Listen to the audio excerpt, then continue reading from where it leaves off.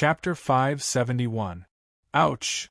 Gao Meng subconsciously crushed the paper talisman in his hand into scrap paper. This was already the second time.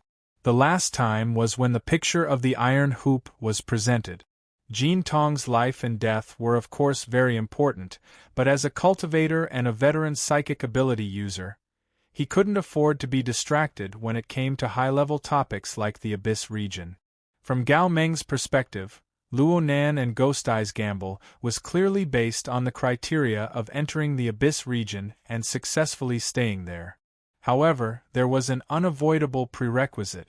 Gao Meng wouldn't even blink if Luo Nan was able to enter the Abyss region. He subconsciously regarded Luo Nan as one of the most powerful psychic ability users. But from Luo Nan's words, it seemed that he was going to make a huge news. It was hard not to feel uneasy thinking too much. Gao Meng moved to Ouyang Chen's side and stared closely at every change in the system data. The AI's report made Gao Meng's scalp go numb, but he was a bit doubtful when he saw the value. Too small. Is it a miscalculation? The value is meaningless. Ouyang Chen's 10 fingers interlaced to cover his lips. His voice was a bit vague, but his expression was extremely focused. Gao Meng also knew this. Entering the Abyss region with soul strength was a very complicated process. Interference, engraving, observation. All sorts of methods were possible. It was very difficult to have a quantitative standard, and it was even more difficult to express it using secular measurement units.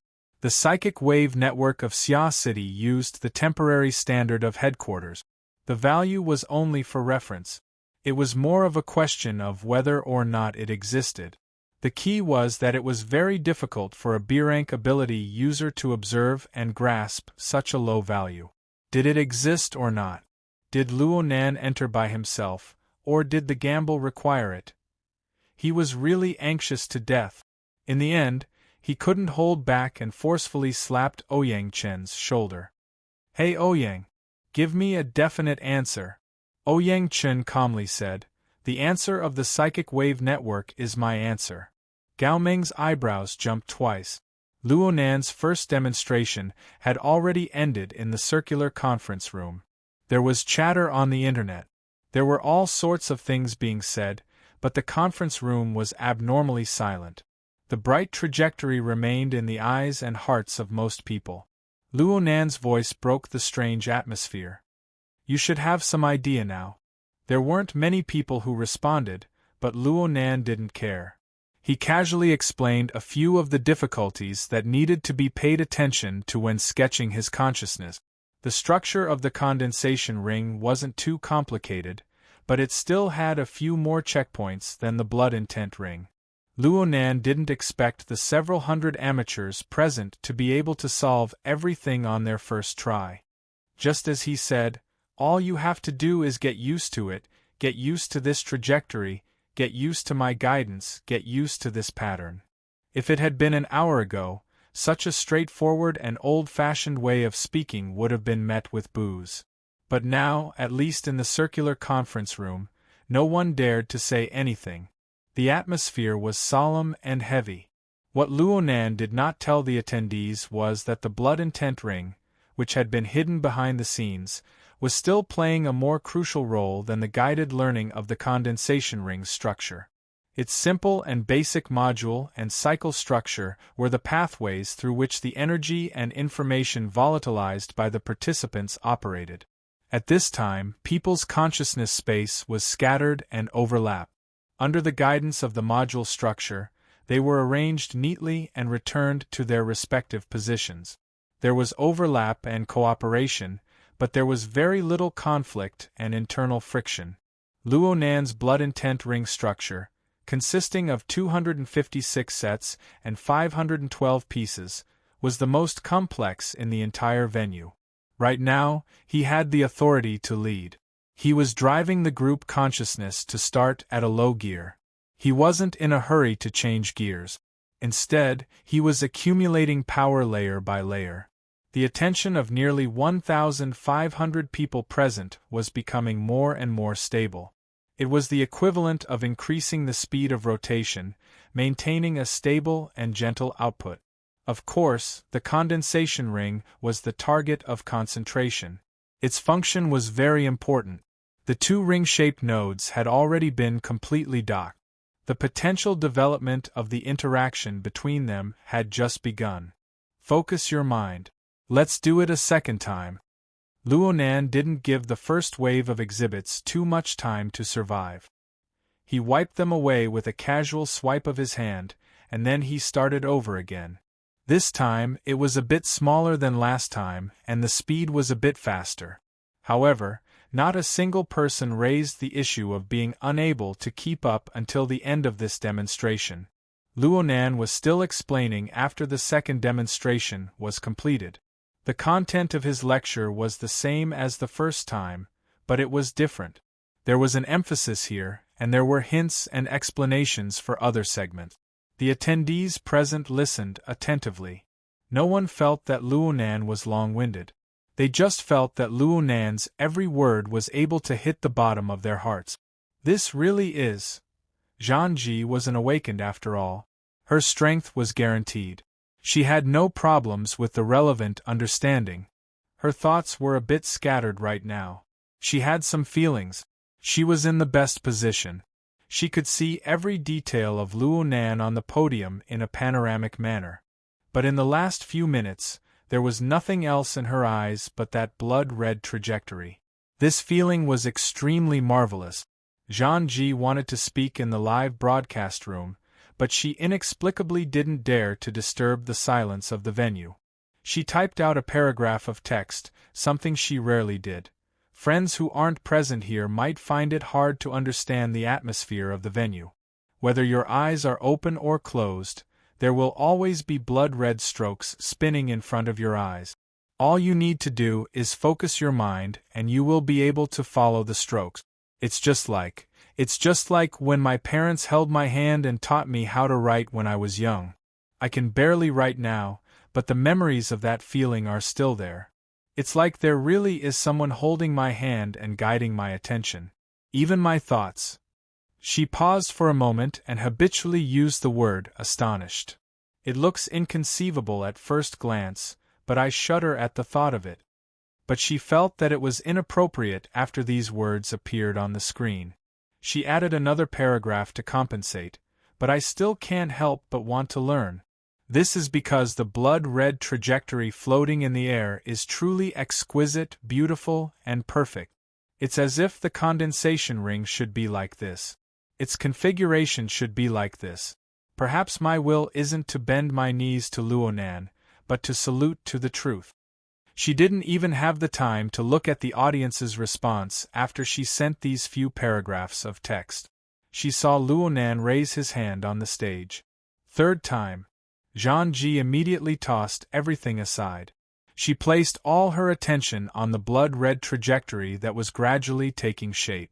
However, the participants, including her and Long 7, who were preoccupied with other things, were completely unaware that the model of the condensation ring had actually shrunk by a large margin. The current scale could already be constructed and used normally. In other words, it had leaped into the millimeter scale.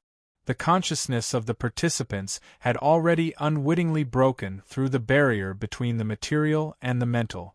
Everything they saw, felt, and knew blended together, becoming indistinguishable from one another. Only the viewers online discovered this point. They could no longer see the condensation ring. Many people reminded, shouted, and complained, but Zhangji did not respond at all. Only the live broadcast camera and the spy equipment continued to work with the help of artificial intelligence, transmitting every detail of the scene to the entire world. A faint gurgling sound rang out in the air once more. This time it was no longer an illusion. It was real. And it was at this moment that the live broadcast screen inexplicably turned hazy. A layer of rippling light faintly appeared on the screen, and thin smoke appeared in the room at some unknown time. The smoke weaved into a crisscross web and then spread out. Hiss! Gao Meng didn't know whether he should feel regret or rejoice. Due to the bet between Luonan and Ghost Eye, He was unable to participate in the experiments of the blood intent ring and the condensation ring due to his duty. But if he were to enter, how would he be able to see such a marvelous scene? The value displayed by the warning module hovered around the 1000th percentile, but the staff member reported other key data. The model conversion ratio is 59.2%. The interference rate is 5.2%. 5.7%. It has broken through 6. And it's still rising. The speed at which the data rose exceeded the speed of speech. The interference rate of the SVAP-09 model had already broken through 7 before the staff member's voice had even faded away. And the momentum of the increase was extremely fierce. Gao Meng's gaze was locked onto the data, but the speed at which his brain spun was unable to keep up. He subconsciously said, "The model conversion ratio is too low." Ouyang Chen nodded slightly and immediately gave an order. "Connect SVP-06. Adjust according to the sniffing result. Confirm the combination. Automatic correction." SVP-06 model was the dripping sword created by Her Majesty Empress Wu. Just 5 seconds after Ouyang Chen gave the order, the conversion ratio of the combination of the two models jumped to 94%. And it was still rising slightly. Looking at the interior of the circular conference room, the water vapor was like a thin mist, but it had a texture that mist did not possess. It undulated in the void like a delicate gauze tent swaying in the wind. It was in contact with everyone in the conference room, but it was also faintly independent, forming its own law. Is this the effect of the condensation ring? Gao Meng felt that it didn't seem like it. But after some thought, he felt that it was very normal. It really is a fusion of two rings. Does this count as SVIP-10? If this counts, I'm afraid I won't be able to make it. Ouyang Chen pushed up his glasses. His expression was much more relaxed. He smiled and said, "Bloody will ring, this name is too casual. How about 100 connect ring?" Gao Meng choked. His logic was correct. You mean to say that this is a super support, and it has the effect of a buff halo? I think it's more like an incubator, a greenhouse. Then let's call it Bloody will ring. At the same time, Gao Meng saw that the interference rate had already reached 10%. In other words, the interference power of the current integrated model was enough to support a decent battle. As for the abyssal region, the measured value could only be said to be stable. There were almost no fluctuations. If it existed, it could only be described as a bud. The question was, did it really exist? Up until now, Gao Meng himself could not sense it. As for what the extraordinaries thought, 500 kilometers away, in the studio of the Viewing Physiognomy program, Ghost Eye was still sitting upright. However, his interlaced fingers had been gently flicking since 10 seconds ago and had gradually gained a rhythm. The beautiful host, Dan E., had wanted to interrupt and find an explosive point. But the moment she turned her head, she was unconsciously dazzled by Ghost Eye's withered fingers. When she came back to her senses, she saw that his hands had already formed a stable and strange hand seal. At the same time, Ghost Eye raised his head. Their gazes met, and Dan E felt a chill run down her spine. It was as if she was completely exposed in front of someone and then pierced by an invisible sharp blade. The blade followed along her muscles, blood vessels, and muscles and was sliced apart. She could hear the sound of a blade slicing through flesh and bone, and also the chirping of ghosts, penetrating her heart and mind. After that, her mind was completely blank. There was only an instinctive shudder and fear that instantly enveloped her entire body. Chapter 572. The alert system of the abyssal region sounded once more. This time there was no need. Ghost Eye exerted force, and it was as if fireworks had been set off overhead. The ghostly flames flickered and extinguished in the abyssal region. The fear and awe that Dan E suffered was child's play. Even if a mental-type extraordinary exerted force did not interfere with the material plane, The pressure it exerted in the mental domain was enough to affect all ability users in the relevant areas. This included the ordinary people of the secular world who were unaware of it. There was nothing to be done. Even extraordinaries could not treat a distance of 500 kilometers lightly. They had to fully utilize the environment of the abyssal region and forcefully distort space and time in order to effectively touch it. In this way, it was simply an impossible task to perform a technique that did not contain any smoke or fire. At least 100 million people in Xia City will have nightmares tonight. Gao Meng took out a paper talisman and twirled it between his fingers. Under normal circumstances, Xia City was guarded by two great extraordinaries. Ghost Eye's straightforward and direct attack would have pushed him back into the sea before he could even reach the shore. But Luonan had made a bet with someone else. Not to mention Ouyang Chen, even Her Majesty Empress Wu had no reaction. Clearly, they had tacitly agreed. Oh, it wasn't just that. Ouyang Chen gave another order at this time. SVP-09 model, preparing to detach. Execute in 30 seconds. Gao Meng crushed the paper talisman again. He didn't have the time to feel sorry for it. He went up and pressed down on Ouyang Chen's arm. What are you doing? Why do you want it to detach? Ouyang Chen answered. It just so happens that Ghost Eye is about to enter the battlefield. Let him accept his defeat wholeheartedly. Gao Meng looked at the back of Ouyang Chen's head, as if he was an idiot. Did you take drugs? Ouyang Chen turned his face and a smile blossomed. What I mean is that the blood will ring has taken shape and can already operate independently. The support of the psychic wave network is meaningless. Really? From beginning to end, it only needs a medium or springboard.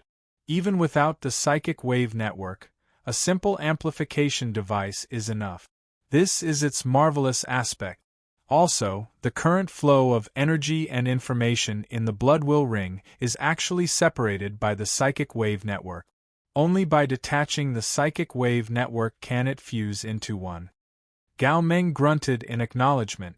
He finally remembered that in class, many people didn't have enough ability and needed to use the psychic wave network as a support to form the structure of the blood will ring. But correspondingly, there were quite a number of people who didn't need such support. After the psychic wave network was opened, a portion of the people entered it, but there were also some who were too lazy to do so. Under such circumstances, it was a small miracle that the ring of blood will could still operate without any problems. He did not ask any more technical questions. Instead, he fixed his gaze on Ouyang. By the way, Ouyang, aren't you a little excited? Otherwise, it was rare for him to be so proactive. Without waiting for Ouyang Chen's reply, the Abyss region's warning system had already displayed the latest detection result. Standard unit of force in Gully region. This was the power of the Ghost Eye's suppression. Due to the complex calculation standards and different application methods, it was difficult to use secular standards to convert. However, Gao Meng knew that even if he exerted his full strength and used the most explosive means, the measured value would not exceed 3 standard units, and that was only the instantaneous limit. The Ghost Eye was able to maintain a value of over 10 even at a distance of 500 kilometers. This was an insurmountable gap in terms of level and realm. Its corresponding powerful force had the function of repelling all external imprints and power. Gao Meng's soul strength had only circled around the periphery of the Abyss region when he felt the chirping of ghosts seep into his soul. Half of his skull went cold. Motherf **Ker. He's playing for real. Ouyang Chen grunted. He's always been very serious. Gao Meng looked at the value on the other end. The spinning thousandths and the even more glaring 0 made the other half of his skull throb with pain. Luonan had already finished his third demonstration within the circular conference room. He didn't need to demonstrate anymore. There were 1,477 people in the conference room. There were already 1,469 people who had entered the force field of the Ring of Blood Will. They revolved around the condensation ring and continued to use their consciousness. There were still 8 people left. Their abilities were lacking, and their attention had been broken by Ghost Eye and the chaotic battle online. In the end, they weren't able to catch the last bus. They had already been excluded. Luonan wasn't willing to let them disturb the state of the others, so he used hypnosis to knock them out and marked out their seat numbers. He turned his head to greet He Yuang, who was frowning in silence, and asked her to help handle the situation. He Yuang silently stood up.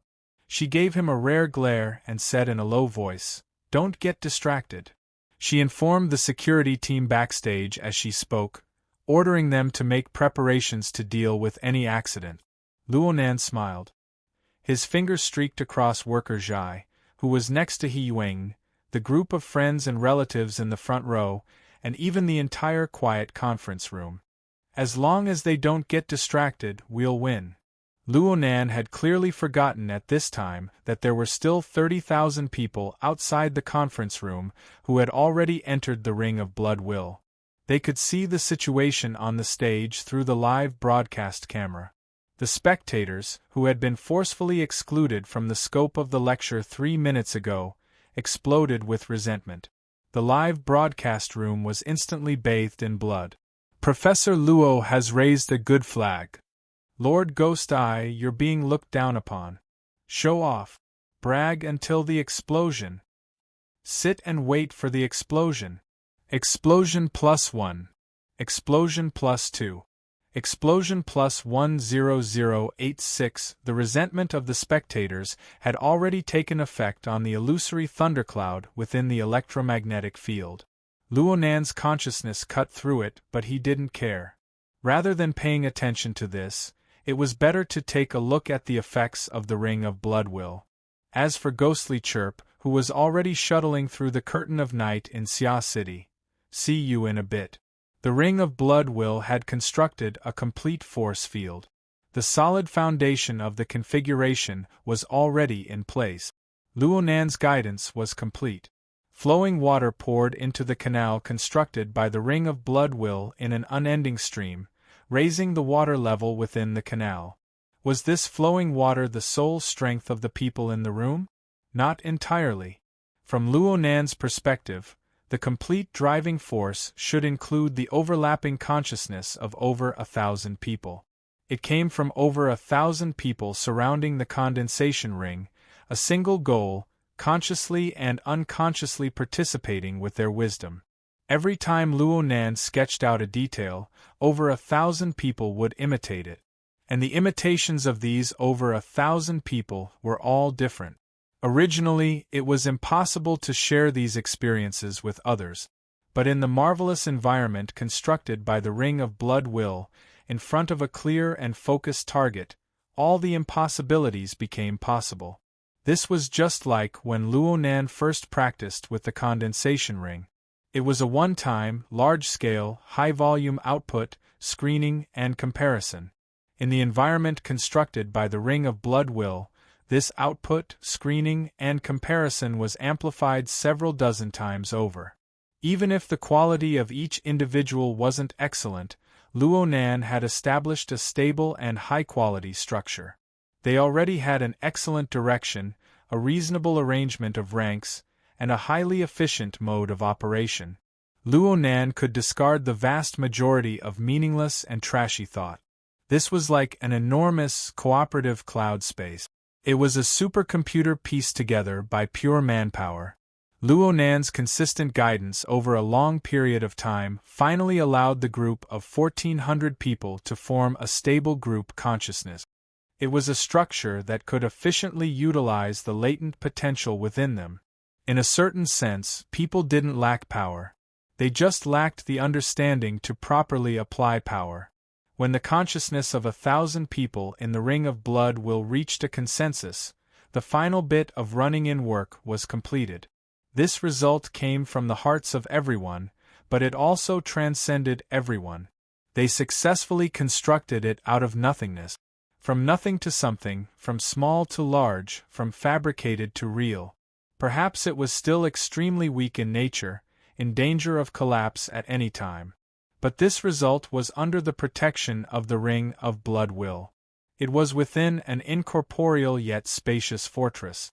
Oh right, I nearly forgot to tell you. The name of the Ring of Blood Will in the virtual brain system was Fortress. Zhang-Ji was a bit absent-minded right now, but she also had some understanding. She had once been to the largest and only spaceport in the solar system, Ceres Base. That was the home port of the Space Defense Fleet. It was the largest man-made celestial body ever constructed in the history of humanity. The base could accommodate 20 different types of space shuttles at the same time. There were over 20,000 soldiers stationed there. When she stayed at Ceres Base and faced the vast and boundless universe, she could always feel her own weakness and insignificance. She was exceptionally moved and treasured it. Now, she felt like she was once again at Ceres Base, facing the dark sky that could devour souls. The man-made fortress was both majestic and small, but it was the source of confidence and the only thing she could rely on. The only difference was that she was no longer a tourist, but an indispensable member of the fortress. She had her own position and her own responsibilities. She was an indispensable part of the fortress operating system. It was at this moment, under the joint efforts of hundreds and thousands of comrades like her, that the cold and lifeless fortress was turned on one after another. The power source, transmission pipes, functional areas, and modules were brightly lit. The fortress came to life. It was like a living body. She could even feel the strong life energy flowing through the blood. She received this energy and injected her own strength into it, forming a perfect conduction that pushed it higher and higher. Finally, the pushing force passed a certain threshold, and the powerful pushing force acted on it. The current Zhang-Ji instantly returned.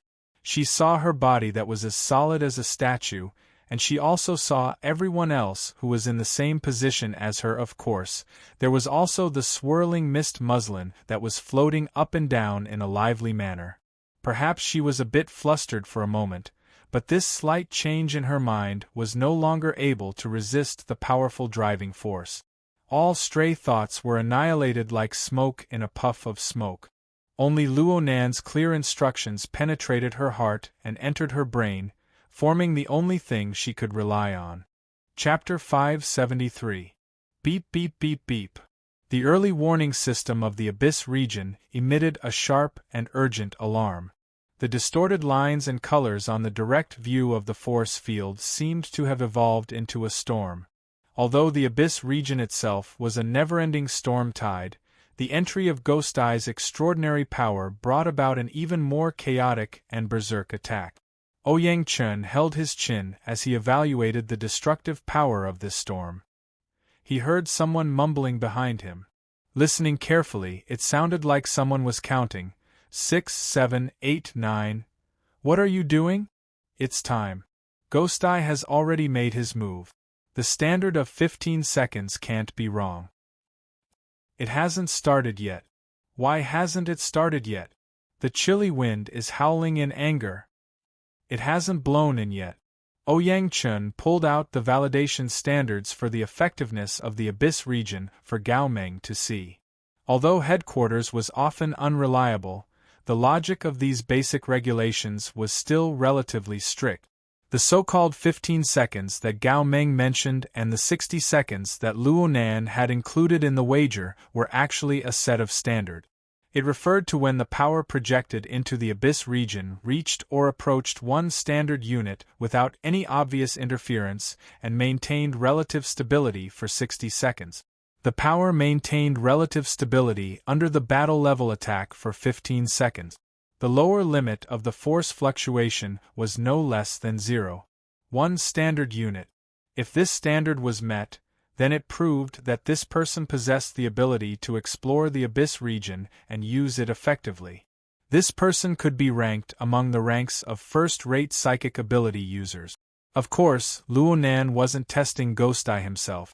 Instead, he was testing Ghost Eye's ability to control people's hearts and gather the power of over 1,000 people to form the Blood Intent Ring. But the principle was the same. Ghost Eye is very restrained right now. Restrained? The hostess over there is so scared she peed her pants. A 500-kilometer attack is considered 1,000 kilometers in ancient times. Even you, Master Gao, would have to burn incense, bathe, and open an altar. At the very least, Ghost Eye hasn't done anything to the Shangding building's surroundings. It's a different story if you insist on going there. Hey, where in the world are you from? Ouyang Chun adjusted his glasses and laughed calmly. My heart has always belonged to logic and truth. Before Gao Meng could hammer him, Ouyang Chun raised a finger. What's the value of Luo Nan's work right now? Gao Meng shot a glance. Oh, the 1,000th point is 7. Why? According to this standard, Ghost Eye can choose not to come. Oh! Gao Meng stared blankly for a moment before coming to a realization. As long as Luo Nan's work was unable to reach or approach one standard unit in the Abyss region, then Ghost Eye could simply ignore it according to the verification standard requirements. Luo Nan's gamble would be lost without a fight. Of course, other than the standard unit itself, the only ambiguous expression in the verification standard was the word close. This was also a manual correction of the ambiguity of the standard unit. Numerically, it was in the range of 0.7 to 1. In the specific implementation process, some parameters could also be adjusted. However, the basic condition for the parameter adjustment was to be able to make contact with the verifier in the Abyss area. In other words, the effect of Luo Nan's work in the Abyss region could be maintained at the level of 0.027 dg as long as he could make contact with the Ghost Eye and let the Ghost Eye confirm its existence. But this way, the difference between 60 seconds and 15 seconds would be blurred. This way, Ghost Eye had a lot of room to maneuver. When faced with this kind of situation, shouldn't that uncouth old man just chuckle and wave his hand in a light and breezy manner? Shouldn't he say, "Well done, well done"? Wouldn't that suffocate the other party to death? But Ghost Eye still came, and he went all out as soon as he came. He displayed a meticulous and earnest energy, and he had an imposing manner that was determined to win. This was a bit too far from his uncouth persona. Gao Meng furrowed his brows and thought. Ouyang Chen's chat time was about to end. He turned his head and continued to dispatch the maintenance team. They carried out a comprehensive and detailed monitoring of this confrontation that had yet to occur. In the end, he said, in this gamble, the time standard is actually meaningless. Whether it's Luo Nan or Ghost Eye, they don't really want to win anything from each other. The so-called extraordinary photograph was just a joke. All they want is a verification. A verification of yes and no, yes and no. Does the blood intent ring exist? Even Gao Meng himself didn't believe these words. Does the new road sign exist? Does the new road sign exist? It was rare for Ouyang Chen to sigh with emotion. Gao Meng suddenly gave him a fierce shove from behind. Look, look, look. It's going up. It's going up. Only Luo Nan's work could make Gao Meng react like this. Right now, on the value, the 1,000th, which had been fluctuating all this time, showed no signs of stopping. However, the higher percentile began to change as well. It went from 2 to 3 to 4 to 5. It went up all the way. Just as Gao Meng's voice fell, the value of 10, which had been at 0 all this time, was finally replaced by a value of 1. The change in the value of 10 wasn't as frequent as the percentile and the 1,000th, but Gao Meng counted in his mind.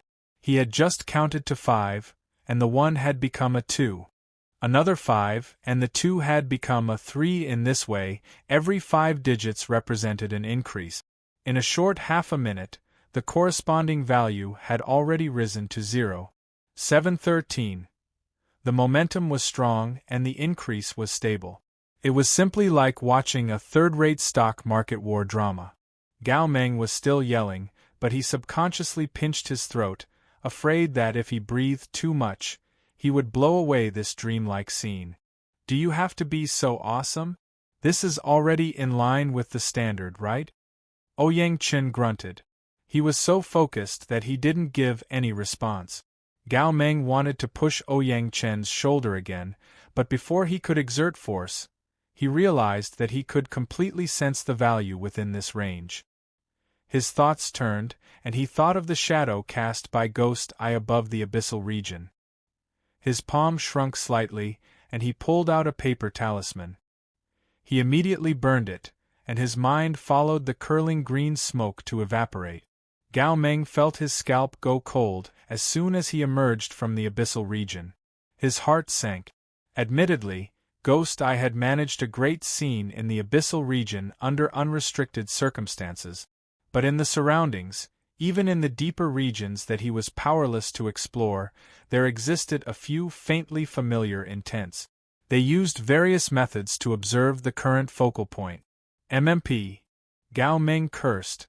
Forget about Her Majesty Empress Wu. But what's Tian Bang and the others doing? And, there's also Mountain Lord and Star Shaman. They've been eating dust outside the city for quite a few days. They haven't been able to come in for a cup of tea. It's normal for them to be resentful. The two people Ouyang Chen spoke of were the two extraordinaries in the outskirts of Xia City. Their purpose in coming was no different from Jin Tong, who had practically entered the gates of hell. Previously, Xia City had been sealed off at every level, not allowing ability users to enter. They were afraid of Ouyang Chen and Her Majesty Empress Wu.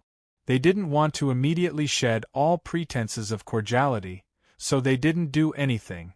But now that Luo Nan and Ghost Eye were making a bet, Xia City had opened its mouth. They came in with a face full of saliva. This could be considered as hitting the edge. This isn't fair. Gao Meng fiercely hammered Ouyang Chen's shoulder as if he was hammering the table in protest. You extraordinaries are playing basketball in the abyssal region. Have you ever thought about Luo Nan's feelings? Ouyang Chen shrugged. Right now, the upward curve of the blood intent ring is clear. It doesn't show any signs of weakening. The construction of the laws should be extremely stable. Right now, it's in a high-speed growth period of the formation of the mark. How beautiful! Hey! This is a true architect of the abyssal region. He has constructed his own work in the abyssal region. Piece after piece, layer after layer.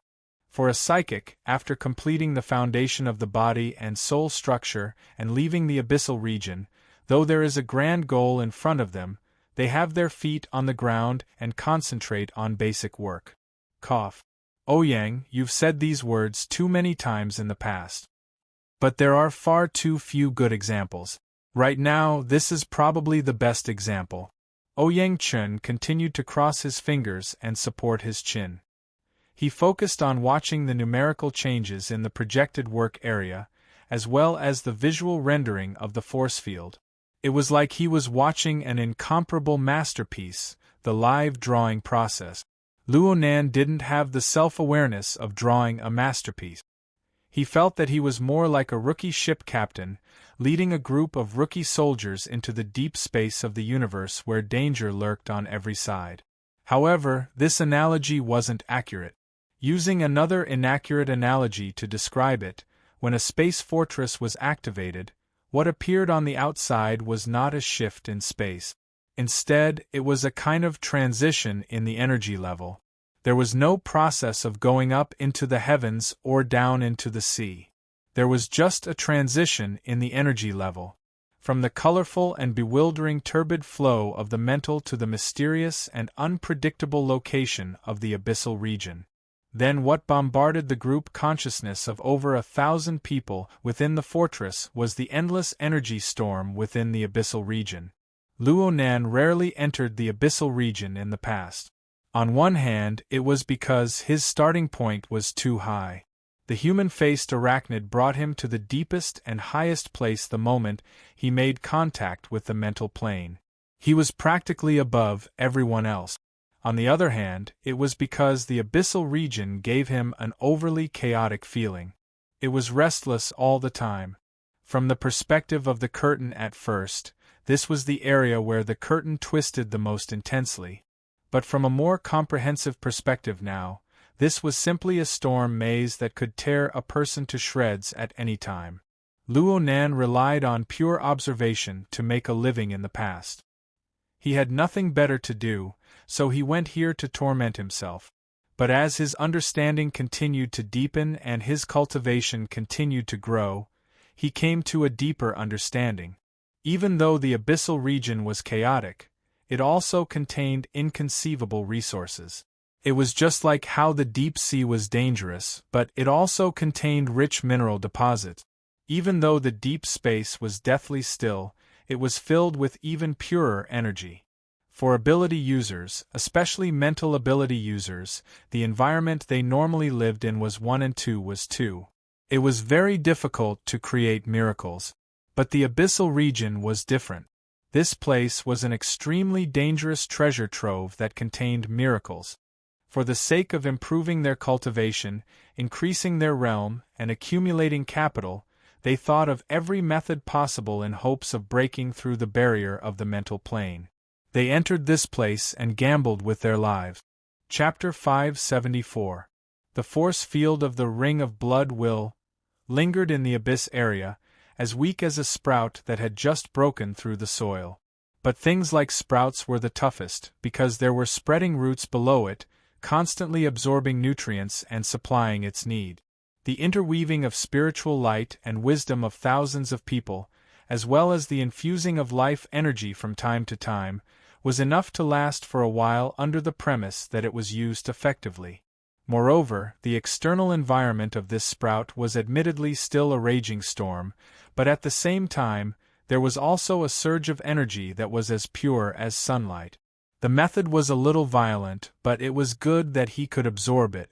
The structure of the Ring of Blood will ensured the basic efficiency of absorption and maintained the balance of the supply of nutrients from top to bottom. This process had already begun long before Luo Nan and Ghost Eye made their bet. It had already begun when the Ring of Blood intent was first constructed. It was just that Luo Nan had been the one to protect and maintain it at the time. It couldn't be considered self-sufficient. Only when the 1,469 people entered the circular conference room and became the recruits that supported the operation of the fortress did this sprout truly take shape. And under Luo Nan's clear goals and strategies, the sprout wasn't prepared to immediately become a towering tree after it took shape. It just built a foundation bit by bit, strengthened its roots, and used a steady and conservative method to gradually deepen its imprint in the abyssal region, expanding its domain. In this way, no matter how much the storm in the abyss region raged, it could no longer be destroyed under normal conditions. A simple and clear mark was engraved on it and gradually deepened. Unfortunately, within the space fortress that Luo Nan commanded and controlled, the only one who could truly experience the beauty of this balance of violence and gentleness was him, the captain. The remaining rookies did not have the ability to pull their consciousness out of the cloud space, formed by the Ring of Blood and Will. They still needed to familiarize themselves with the new environment, the new pressure, and the new functional conditions. Luo Nan was responsible for giving them directions and cutting down some unnecessary branches. Oh, forgive him for coming to a conclusion a little too soon. Inside the force field of the Ring of Blood Will, a few hazy consciousnesses were like early maturing silkworms, nurturing or awakening spiritual lights in the chaos. Even if it hadn't broken out of its chrysalis and become a butterfly, it would only be a matter of a few rounds of stimulation. Which of them had extraordinary aptitudes? Or was it because of the Ring of Blood Will? Or could it be that he, as a teacher who was forcing a duck onto a perch, had an outstanding teaching effect? Luo Nan walked a few steps on the podium before suddenly laughing out loud. Just as his smile blossomed, the air flow outside the building suddenly became intense.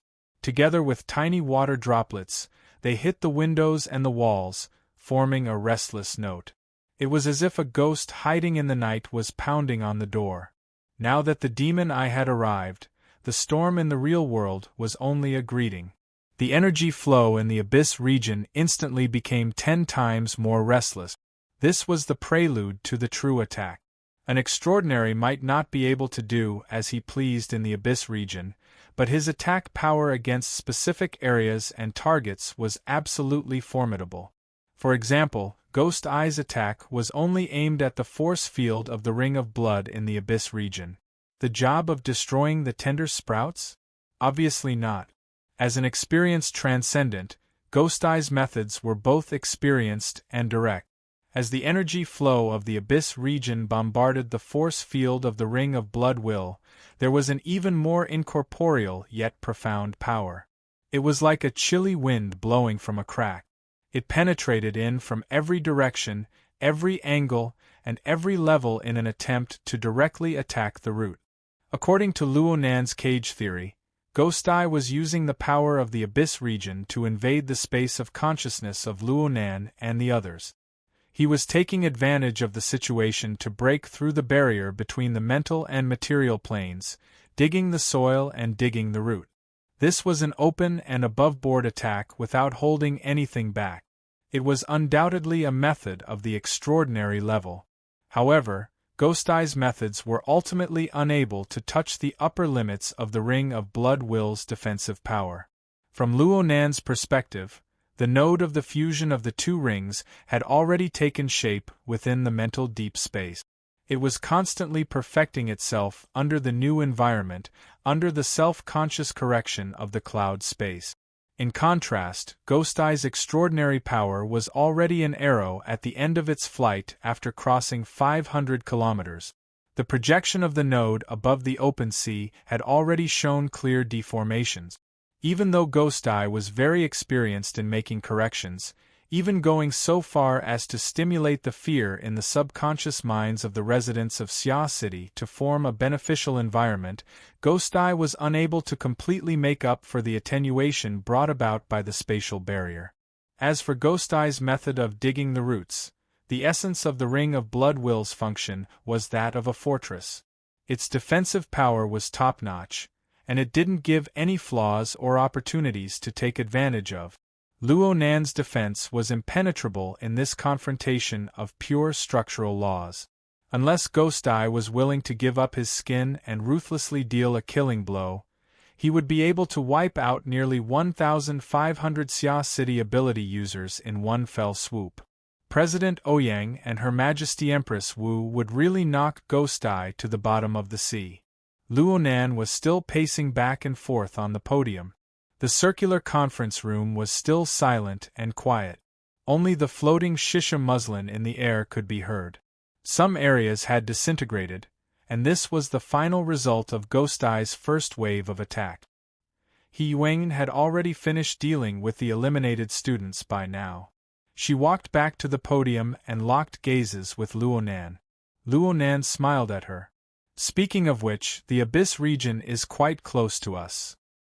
He Yuan was already used to Luo Nan's train of thought that casually jumped out from the heavens. She didn't respond. Her gaze swept over Luo Nan's body, then she looked at the surrounding area. Are you all right? I'm fine. Really? I'm telling the truth. Luo Nan's attitude was indeed very honest. His current physical and mental state were pretty good. He was able to experience the attack methods of an extraordinary while pondering over problems. This in itself was a kind of enjoyment. It would be even better if there was someone to exchange a few words with him. Luo Nan saw that He Yuan's tightly locked brows had yet to loosen, and he even consoled her.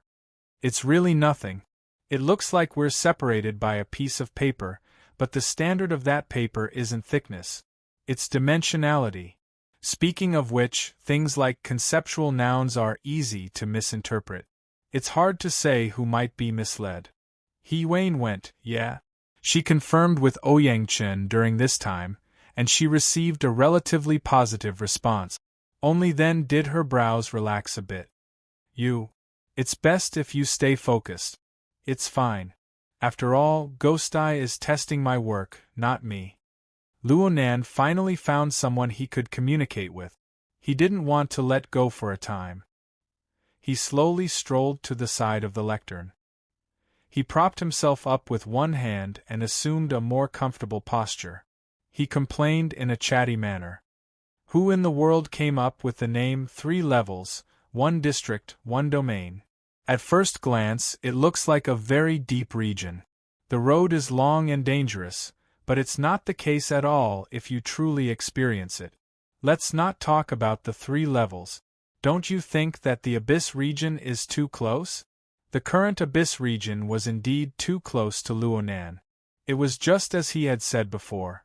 Under the powerful impact of Ghost Eye, the distance between the Abyss region and the real world had been compressed to the point that there was only the distance of a piece of paper left. Fortunately, it wasn't thickness. It was dimensionality. Ordinary people would be completely unaware of this, or they would feel as if they were separated by a natural moat.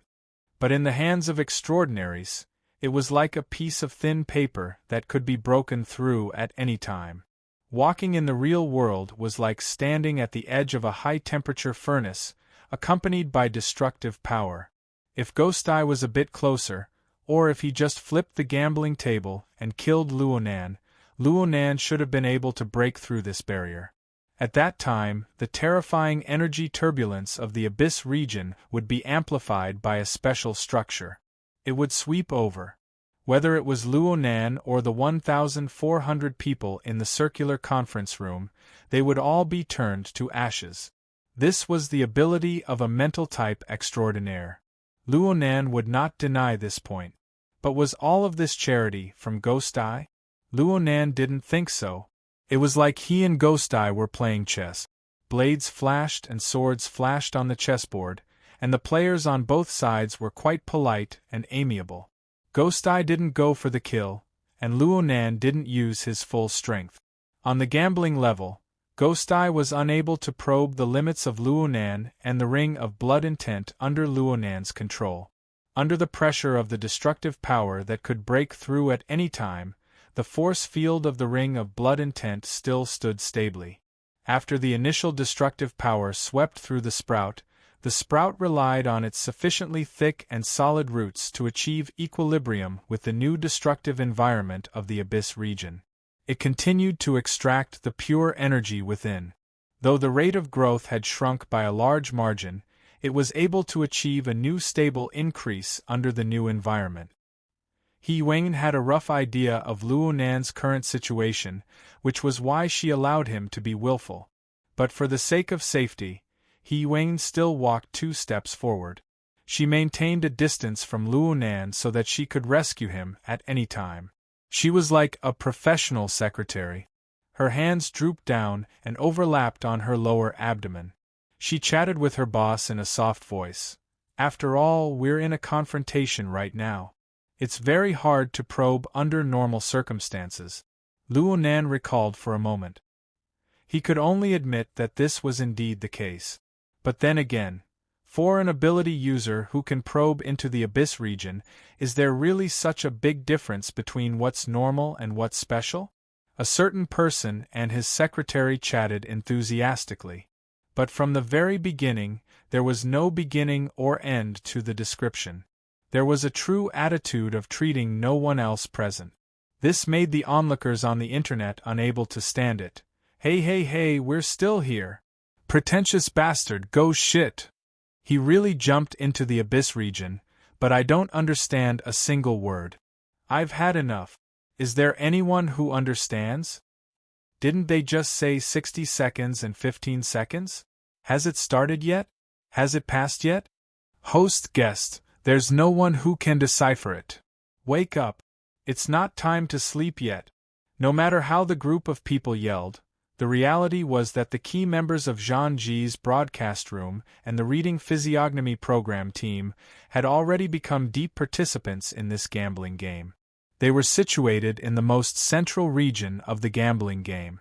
They no longer had the heart to do anything else, even if that was their job. Chapter 575. Motherfucker, what are you all looking at me for?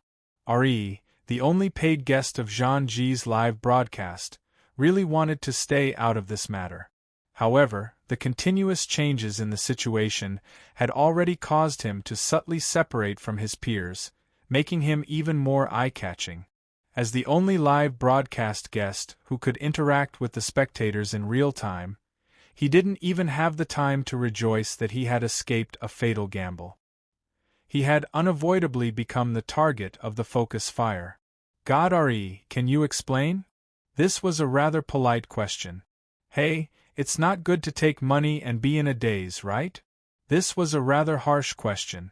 Mr. Honeypot Mommy's boy, what else can you do besides spitting trash talk?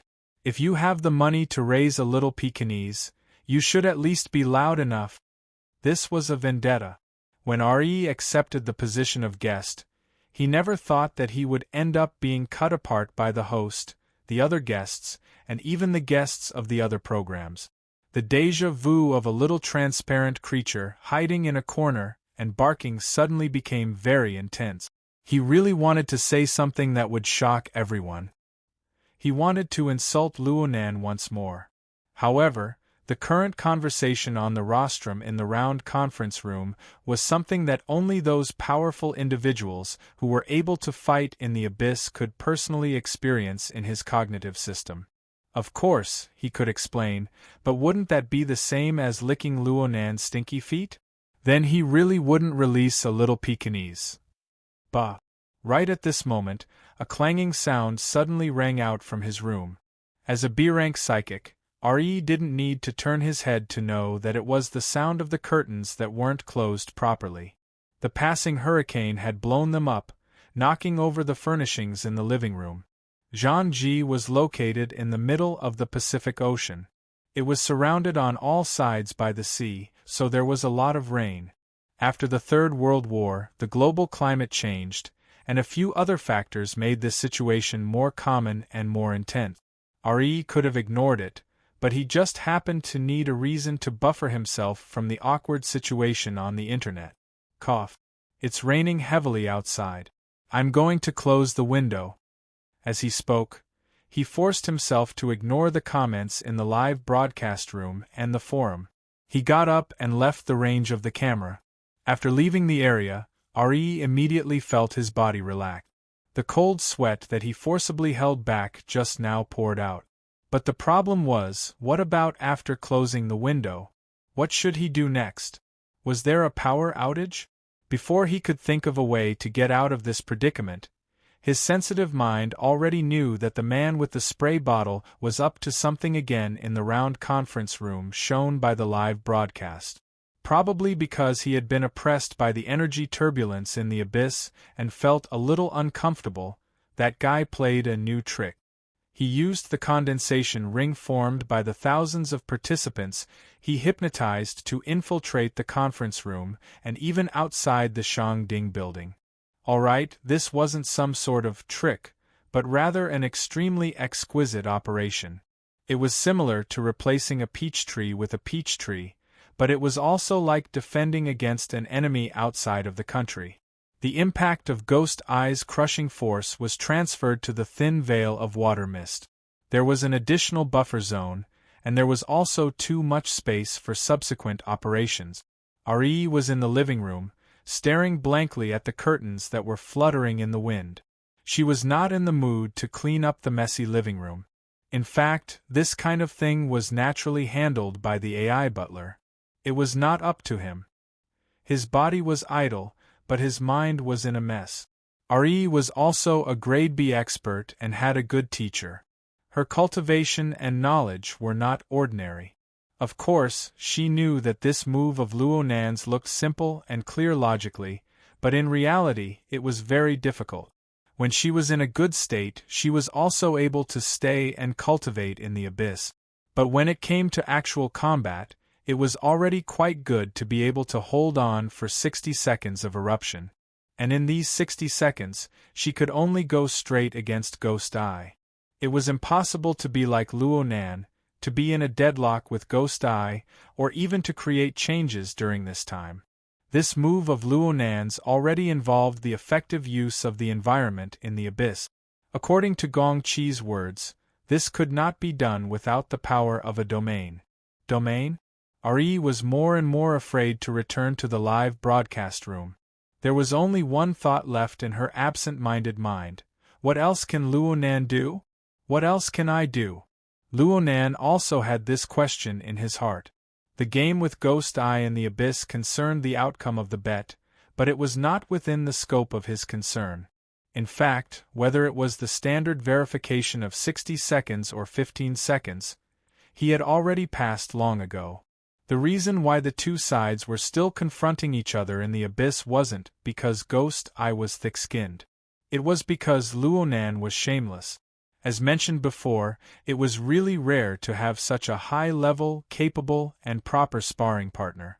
Ever since Ghost Eye's long-range attack across space, various magical abilities and methods were equivalent to the basic attack patterns of extraordinaries in the abyss. One by one, they appeared before Luonan's eyes. The truth was quite consistent with Luonan's expectations. Luonan was no longer a rookie who had just stepped into the inner world.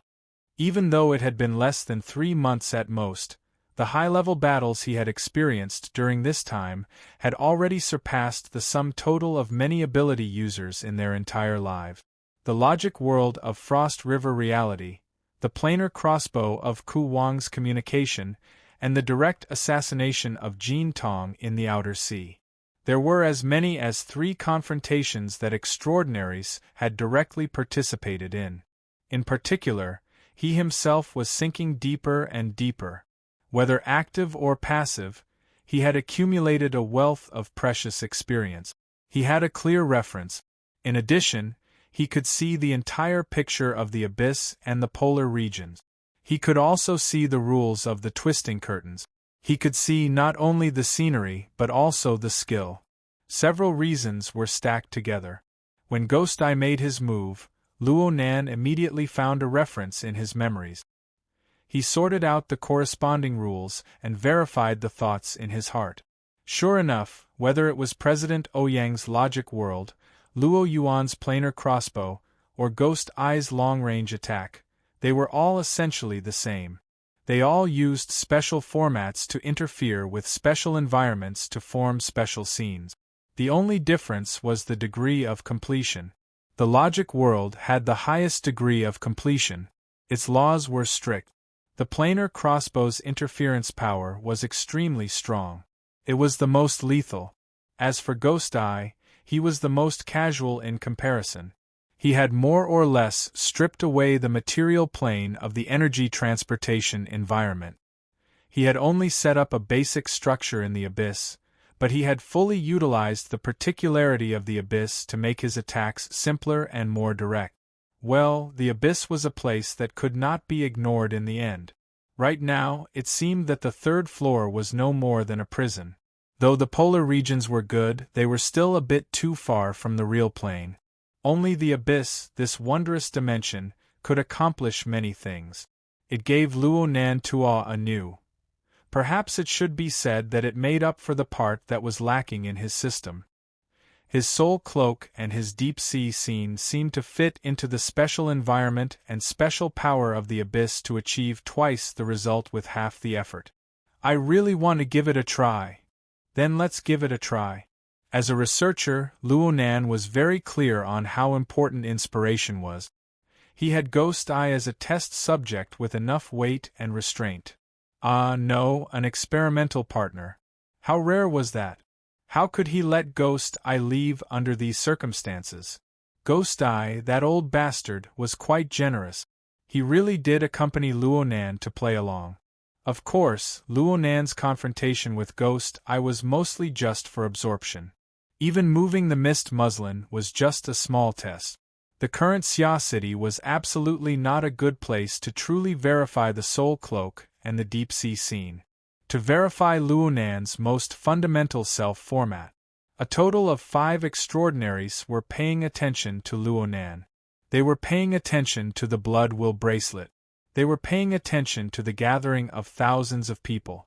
They were paying attention to the towering fortress that slowly set sail under the cover of the night. Every detail of the changes inside and outside of the fortress was brought under a magnifying glass for analysis. Not a single detail could be hidden from people.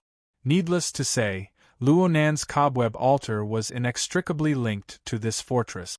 Every second that the fortress existed in the abyss brought a wondrous force to the cobweb altar.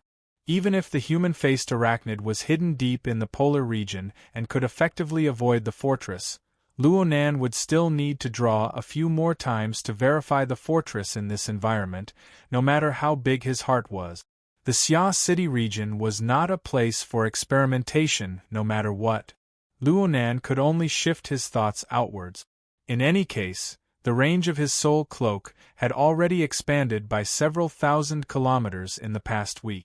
He could not do it in Xia City, but he could do it in the boundless wastelands and the ocean.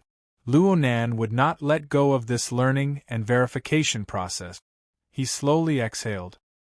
His mind underwent the arrangement of the overall planning technique, cleverly dividing it into two sets of staggered mission sequences. One was in Xia City, absorbing nourishment like a thirst.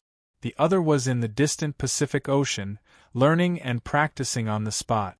He was a beginner. There were successes and failures, but his capital was robust. His train of thought was correct. Luonan could afford to wait. He could afford to play. He could afford to train. He could afford to do several rounds of verification. Even though his mental exhaustion was quite large, he still gradually brought out the rules and regulations. He had not spoken for several minutes already. The tens of thousands of spectators, including He Yuan at his side, all thought that he was doing his best to fight Ghost Eye in the abyss. They were completely unaware that half of his energy had already been divided 7,000 kilometers away.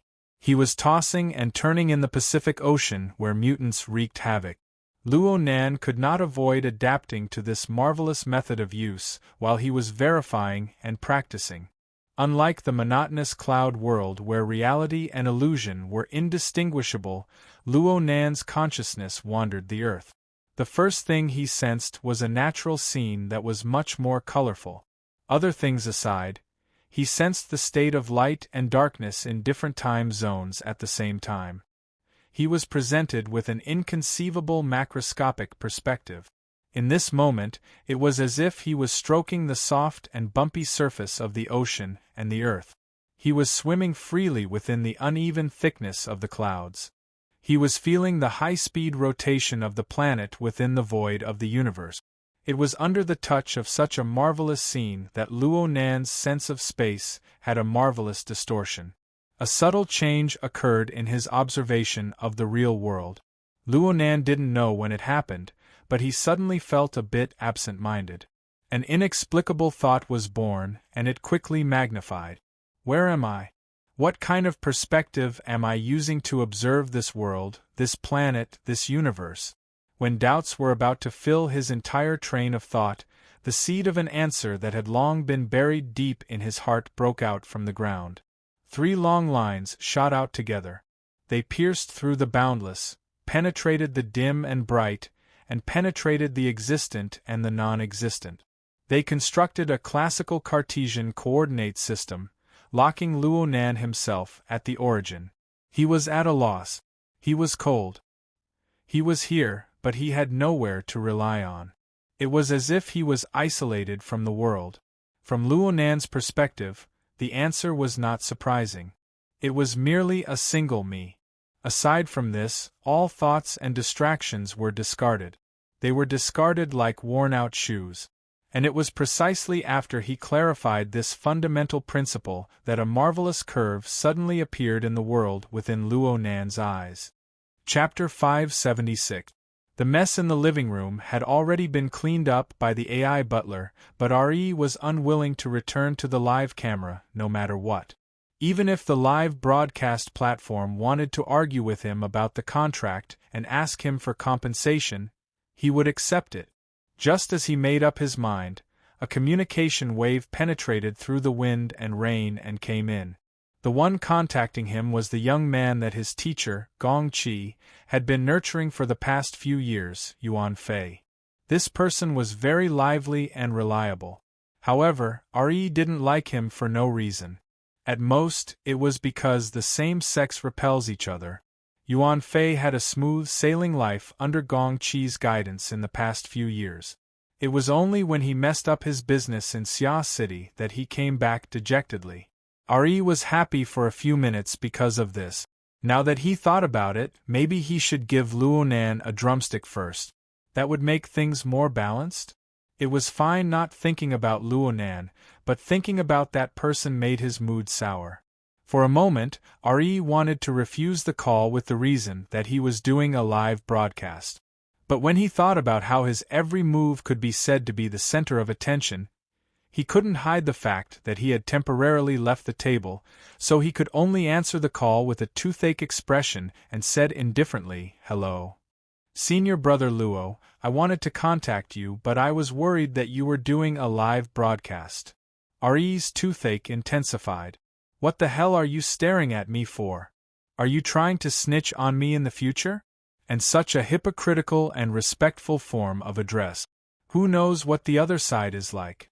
No matter what, it was unlikely that Yuan Fei would open a video call with Re to verify the degree of respect behind the form of address. Of course, Re would do the same. The two of them pretended to communicate using traditional communication method. Senior Brother Luo, headquarters, just held a joint conference. The president, the vice presidents, and the secretaries all participated. But the teacher is still absent. Re furrowed his brows. Calling him teacher so intimately, have you confirmed your relationship? You haven't even offered him tea.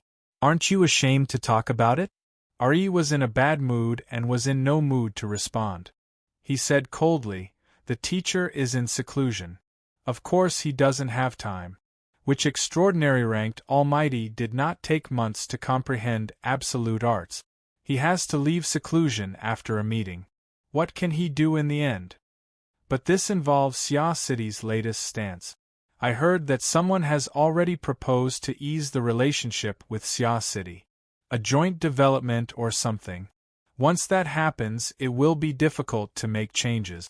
Teacher, Re's chest tightened when she heard that. The photo of Jean Tong's headband was still going viral on the internet. Could the people from headquarters stop their greed for money? Even if you want money, you need to be alive to spend it, right? Looking at it from another perspective, the reason why a bunch of old fogies with their necks buried in the soil were working so hard was most likely because they wanted to extend their life with money to spend a little longer. A breakthrough cultivation theory did indeed have the opportunity to achieve this. That was what he thought, but he would never agree with Yuan Fei's words.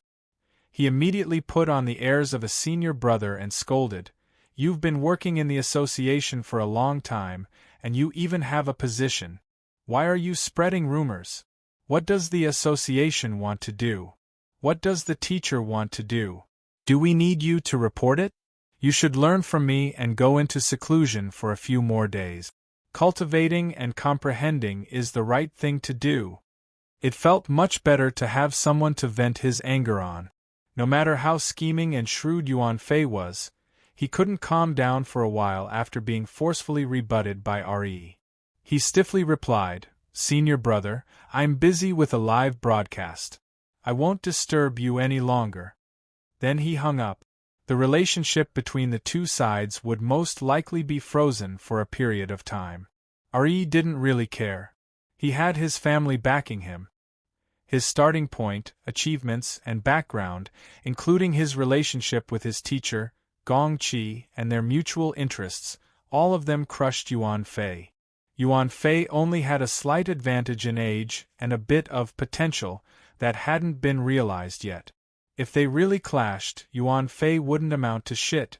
But some people had some words that only disturbed people's hearts. Yuan Fei's reminder caused Re's train of thought to deviate a bit. He vaguely knew why his teacher had to go into seclusion. Some time ago, he had been ordered to hire professionals to search for the location of Snake Tongue's true body. It seemed that his teacher had set up a trap on Snake Tongue's missing soul body. He could retrieve the face he lost in Xia City. However, Snake Tongue was cunning and intelligent. She was also cautious and cautious. She had hidden her true body extremely well. He hadn't completed his task. He was originally worried that he would be reprimanded, but he didn't expect that there would be no follow-up. It seemed that Gong Qi had really gone into seclusion. He hadn't replied for a month. He had even gone to the point of fasting. Only the nourishment cabin responsible for maintaining his life was still operating. Ari was actually a bit worried. After all, Gong Chi had turned his seclusion, which was supposed to be a cover, into a real one. He had turned important matters that involved his face and personal interests into a fake one. It was quite inconsistent with his usual meticulous planning to the point of being cruel and ruthless. He felt that he had encountered some unexpected situation. So Re had bitten off more than he could chew when it came to the matters of Dripping Sword and Sprinkler Man. He had even continued to expand his influence. He wanted to probe the situation over at Xia City. The entire inner world knew of his relationship with Gong Chi. If his teacher were to suffer a great loss over there, the other side's response, especially a response from someone like Gao Tianshi, would most likely give some clues. The problem was that Xia City's response had been normal from the beginning until now. Everyone was tearing at each other, shooting their mouths at each other, greeting each other's parents and relatives. They were also mindful of their bottom lines. They wouldn't truly provoke trouble on the level of extraordinaries. Everything was far too normal. In addition, Gong Chi's near-invincible extraordinariness had brought about far too much inertia. It was to the extent that Re had gradually forgotten his original intentions. He had sunk deep into his favorite profession of shooting his mouth off and spitting his mouth until now. A person's thoughts were always strung together. The previously forgotten links were only temporarily buried by the dust and sand of emotions. Now Luonan had shaken the world with his heaven-bestowed talent and grandeur. He had taken out the picture of the golden copper headband and other stimulating information to show how extraordinary he was. He had contended with Ghost Eye in the Abyss region. He was calm and unruffled, skillful and at ease. These circumstances, which he had never thought of before, were strung together and suddenly raised the world. Of course, this included Re's own assessment of Luonan's status and ability. Some plots that he would never have thought of before were picked up one after another by the thoughts that blew away the dust and sand. They were like an iron chain that coldly stretched across the front, reminding Re of its existence. Motherf ****. Could it be that teacher really was tripped by a horse-tripping rope? Re still didn't think of the worst-case scenario. After all, the data from the life support system wouldn't lie. But he couldn't help but shiver in his heart when he thought of Gong Chi gnashing his teeth in frustration and helplessness. Oh, he was thinking too much, right? What if he wasn't? Re couldn't stay any longer. If it really was a horse-tripping rope situation, then Gong Chi suffering a great loss was secondary. His closed-door training caused him to be cut off from information and then hit the wall again. The consequences were truly unbearable. Gong Chi couldn't bear it. He and his family couldn't bear it either. The more he thought about it, the more he felt uncomfortable. Re subconsciously reached out his hand and touched the emergency communication device he carried with him. According to Gong Chi, if there really was an urgent matter, he could use this communication device to wake him up from his special state and get in touch with him. It wasn't that Re had never done this before, but he couldn't find a reason to do so. Now that Jin Tong was killed, the cage theory was born, and even the Abyss District wasn't stable. All of this came from that damned Luonan. This should be an urgent matter. In the end, Re stomped his feet and practically closed his eyes as he walked to the study. He didn't dare to look at the discussions online anymore. He turned off the live broadcast and rushed out of the room like he was fleeing. He went straight out the door, started the car, and drove towards the secret location of Gong Chi's closed-door training. Emergency communication could be done over a long distance, but some words and some things were better said face to face. This was a matter of attitude. It was 4 or 5 in the morning in Chan City right now. Due to the hurricane passing through, it was raining cats and dogs.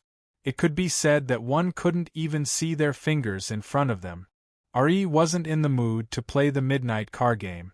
He went straight into autopilot mode. The headlights tore through the darkness on the road, as he advanced at high speed along the magnetic track.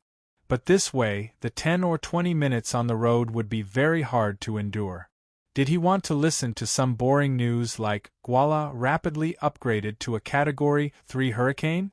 Suspected to be influenced by factors other than meteorological conditions? So even though Re screamed madly in his heart, "I don't want to see it," his fingers still opened up the audio and video system honestly. He connected to the live broadcast platform and watched the latest news from the circular conference room in Xia City. Of course, the bullet screen and whatnot were all blocked. Then Re saw Luonan on the podium. His eyes were half closed, and his eyelids were slightly trembling. This scene wasn't much different from before. It was just that he was a bit more focused. But it was strange. The instant Re cast his gaze on the podium, Luonan also opened his eyes. His gaze was focused on the camera. It was more like he was aiming at Re's eyes. Re's heart thumped. An inexplicable cold current gushed out along with the blood pumped out from his heart. It soaked half of his chest in a cold and soaked sensation. There was also a prickling sensation of being ground by coarse sand. What's going on? Has his fear of Luonan reached this level? The car speeding through the wind and rain wasn't affected by Re's mood. It continued to drive strictly according to the established route. The AI butler followed its preset priorities and played the information that was currently most worthy of its owner's attention. It just so happened that it was news related to Hurricane Guala. The relevant situation was updated. Guala is predicted to make landfall on the west coast of Nadu Island in 20 minutes. The maximum wind speed at the center is currently 197 kilometers per hour. The giant waves in the early stages are likely to bring along a Class C surge. A portion of the marine mutants will attack Nadu, Pala, New Ark, and other coastal defensive lines. We can't rule out the possibility of a Class B or higher mutant appearing in the wind zone. Re fiercely knocked on the steering wheel. He was a bit irritated.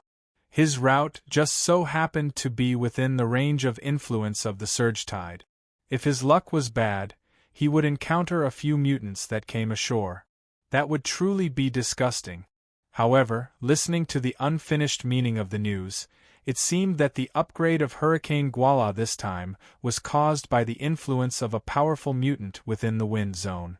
A powerful vicious beast that could temporarily affect extreme weather hadn't appeared in the surrounding seas for a long time. Chapter 577. The hurricane several thousand kilometers away continued to approach the archipelago region. Luonan's mind had already reached the shore a step earlier. It continued to expand forward with a steady momentum. But the current expansion already appeared to Luonan as a different kind of law. The root of this expansion was not at the forefront. Instead, it was at the core of this expanding force. In other words, Luonan himself. Luonan's figure congealed on the podium. But the structure of space and time around him was like a projection that was hard to distinguish between real and fake. Layers and layers appeared with Luonan at the center. This was the bubble that he had demonstrated to the participants before. It symbolized the cage of humanity. Looking at it from this angle, everyone in the circular conference room, everyone in the Shangding building, everyone in Xia City, and even everyone within the range of Luonan's senses were wrapped within a bubble. The only differences were in terms of stability and range of coverage. Of course, the shape of each bubble was different as well. The bubbles of the vast majority of people, or rather the majority of people, could collapse and regenerate at any time. But for a short period of time, the bubbles would warp and transform into all sorts of complex shape. The reason for this was the pressure of other bubbles and even deeper environmental conditions. Right now, Luonan's bubble was one of the greatest sources of pressure for the people present. This bubble was far too enormous compared to everyone else. The stability of the core region far exceeded that of everyone else. So much so that the 1,400 people in the conference room were all suppressed to varying degrees. And under the effect of the group consciousness that had already been finalized, certain aspects converged to form the force field of the ring of blood and will together. But this did not mean that Luo Nan's own bubble could do as it pleased. Not to mention the powerful pressure from the 5 extraordinaries around him, the seemingly ordinary things around him. The podium, the circular conference room, the Shangding building. Everything he sensed on the plane of reality was simply a part of an incomparably enormous bubble. That incomparably enormous bubble was the environment of this world. It was the embodiment of space-time power that leaned more towards the material plane. Luo Nan faintly sensed the indescribably complex curvature of this space-time. In other words, it was tantamount to feeling the tiny traces of the boundless universe added to this place. Such a realization was undoubtedly the manifestation of his observational ability advancing a step further. It was in this context that new discoveries inevitably arrived. Luo Nan noticed that there were a few areas worthy of special attention on the complex curved surface of spacetime. The magnitude of the impact was not something that could be caused by any small bubble. Furthermore, there was a relatively fleeting point behind a certain massively warped region. It was similar to the basketball team of extraordinaries that hovered in the night sky of Xia City. From behind the warped and deformed structure, it radiated powerful stimulative information that made him unhappy. It was almost certain that this was a transcendent. Luo Nan's soul cloak covered an enormous area of effect, but it wasn't strange at all. Because part of it was based on the condensation ring, according to the different activity levels of water molecules, the progress in the ocean was faster, and the progress in the inland was slower. However, it almost covered the entire East Asian continent and half of the Pacific Ocean. It was just that Luo Nan knew that he was unable to handle the enormous amount of information within. He didn't investigate, didn't notice, and didn't do anything. He just maintained a normal state of attention towards a few sensitive areas. In such a vast area, no matter how rare extraordinaries were, it was still possible to encounter a few. But the problem was that the distance of this stimulation point was too close. Luo Nan's first reaction was that it was within the range of Xia City, but that wasn't right. The fuzzy judgment of being very far yet very close was truly nauseating. Luo Nan had no choice but to split a portion of his mind to pay attention to this point. After a few consecutive rounds of stimulation, he filled in more and more sensory information in an attempt to restore the information. As the constructed information became more and more complete, there was a sudden jolt. All sorts of one-sided information instantly combined in front of the answer that already existed, returning to their respective positions. In the end, what was restored in the domain of perception was the astral winds and clouds that spanned thousands of kilometers, as well as the blood-colored ape that flew back and forth. The cloud world. So naturally, the target that gave him negative stimulation also appeared. Gong Qi. This Deputy Secretary-General of the Society, who had fallen into the clouds, was undoubtedly a psychic extraordinaire. He was a powerful person that stood at the apex of the inner world. Gong Qi floated within the astral winds of the clouds. His expression was grave and stern. It looked like he had yet to find a way to break through this cloud labyrinth. On the other hand, Luo Nan had already extended his consciousness to his headquarters. If Luo Nan were to use physical distance to discuss the situation, then Luo Nan's current situation was already difficult for Gong Qi to reach. Well, this was just a joke at the moment. But Luo Nan still remembered that Her Majesty Empress Wu had a request. She wanted him to achieve what was known as the enemy of 10,000. Luo Nan wanted to completely incorporate the situation he faced into the framework of formatting theory. He wanted to consider all sorts of factors and calculate all sorts of conditions. It was as if he was conducting a large-scale battle to solve a large problem. Now it was like this. It seemed that he already had an opportunity to include Gong Qi. Luo Nan wasn't prepared to act blindly without thinking before he could completely figure out the train of thought of this strategic plan. but there was an observation result before his eyes. It was impossible to ignore it no matter what. Luo Nan was certain that there was a similar type of bubble on the most complex and obvious curved surface of spacetime that he could observe. The bubble seemed to be a bit smaller, but it collided with the bubble, crisscrossing and deforming. It formed an indescribable shape, but it was hard to separate it as a whole. Similar collisions seemed to be occurring in various directions. But the main problem was that Luo Nan's consciousness followed the soul cloak and extended outward. It followed the inconceivably warped surface. It seemed as though it was effortless for Luo Nan to move from one spacetime bubble to another spacetime bubble. The other spacetime was none other than the cloud world. Luo Nan's consciousness didn't go through the void corridor structure designed by his mother. He actually leaped over the barrier of space-time and entered that marvelous world. Luo Nan was a bit stupefied. He couldn't help but consider. Was the warp scene he saw before him real? Was it normal and stable? What sort of meaning did it represent? There was some logic that could be deduced behind the newest observation result. It couldn't be ignored. It could be seen that on one hand the atmospheric bubble contained the small bubbles. It delineated the rules and laws of existence, forming a livable environment. But on the other hand, the atmospheric bubble suppressed the small bubbles. The small bubbles also affected the atmospheric bubble. The small bubbles also pushed and warped against each other. From beginning to end, a kind of repulsive force was manifested. This was the relationship between the I and the not me that Luo Nan spoke of earlier. And this relationship could still be established by expanding outwards from a sociological perspective. It was like anchored a new argument for his grandfather's theory of the triple format of self, society, and heaven and earth. Luo Nan had yet to completely straighten out the logical relationship within, but he received this new level of information. The depth of his understanding of the range covered by the soul cloak increased by a large margin. Correspondingly, the amount of information contained instantly increased by several times. No, at the very least by several tens or even hundreds of times. Luo Nan lacked an accurate estimate of this.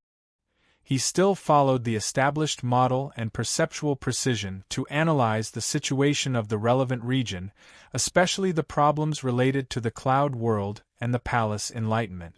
And the enormous flow of information squeezed in the next instant. It nearly stuffed his brain to the point of bursting. It was as if a nuclear bomb had exploded in Luo Nan's brain. The physiological fusing mechanism was forcefully activated. For 2 seconds, his mind was practically blank. His reaction to the outside world had already come to a complete standstill.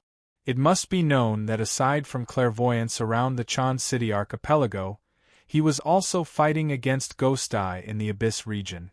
The pressure was already quite great. If not for the fact that the force field of the Ring of Bloodwill had stabilized, and the few consciousnesses within the force field had been stimulated to enter a semi-awakened state, it would have been equivalent to having a few more maintenance personnel. Otherwise, the space bastion might have exploded on the spot. No matter how big Luo Nan's heart was, he was shocked into a cold sweat upon encountering this sort of situation. Ghost Eye was quite astute. He sensed a large fluctuation in the defenses of the blood intent ring and immediately pulled back. He took advantage of the situation to end this confrontation, which no longer had any significance of verification.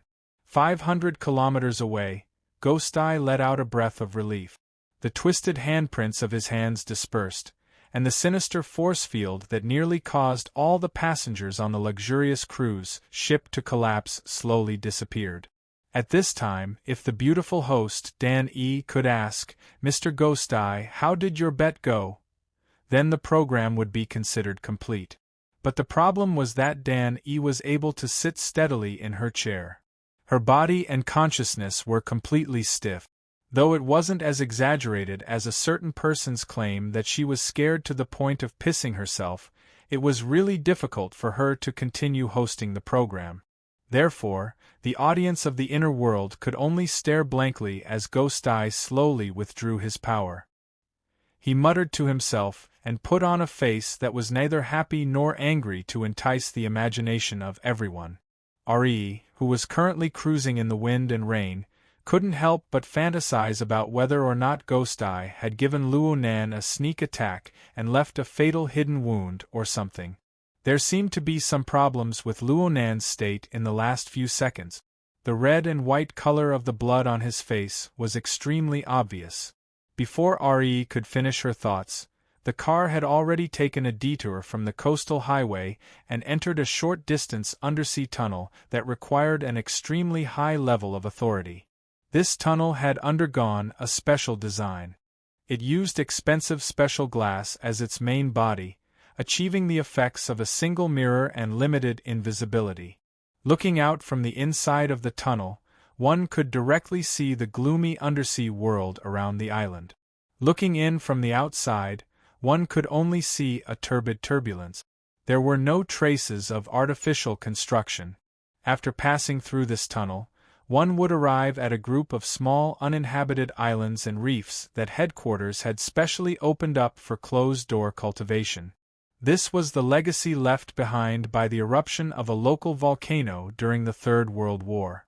Though the geological environment wasn't stable, it was extremely suitable for ability users of higher realms to cultivate and comprehend. It was said that it would yield twice the result with half the effort. Chapter 578. Even if Re was a grade B powerhouse, she still felt awkward and depressed that she was asking for trouble in such a hurricane, especially during the tide rush period. For a second or two, he almost wanted to turn around and go back.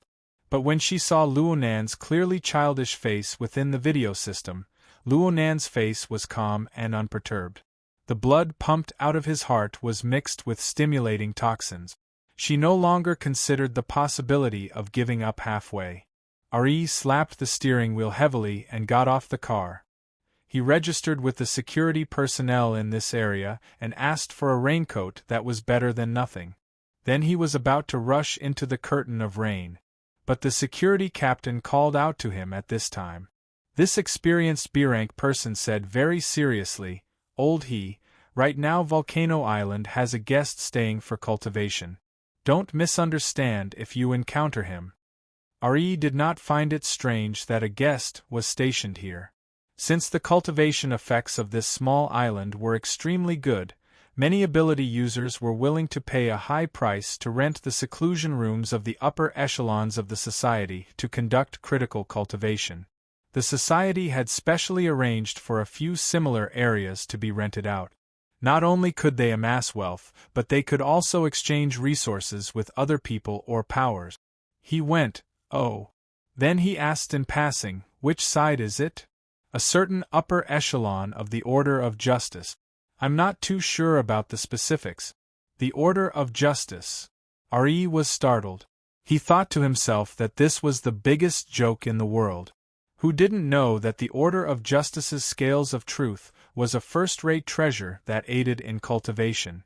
Why would they need to ask the society for help if they had this sort of supreme-grade sacrificial artifact that could suppress the destiny of the Order? Could it be that they were secretly involved in some shady business? Re's mind spun a few times, but he could not figure it out. He just responded, put on the raincoat and walked outside. He passed by his own flying car and subconsciously glanced inside.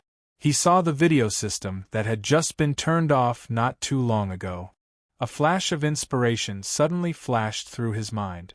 At the same time, Luo Nan's excessively young face flashed through his mind. A thought suddenly turned through his mind.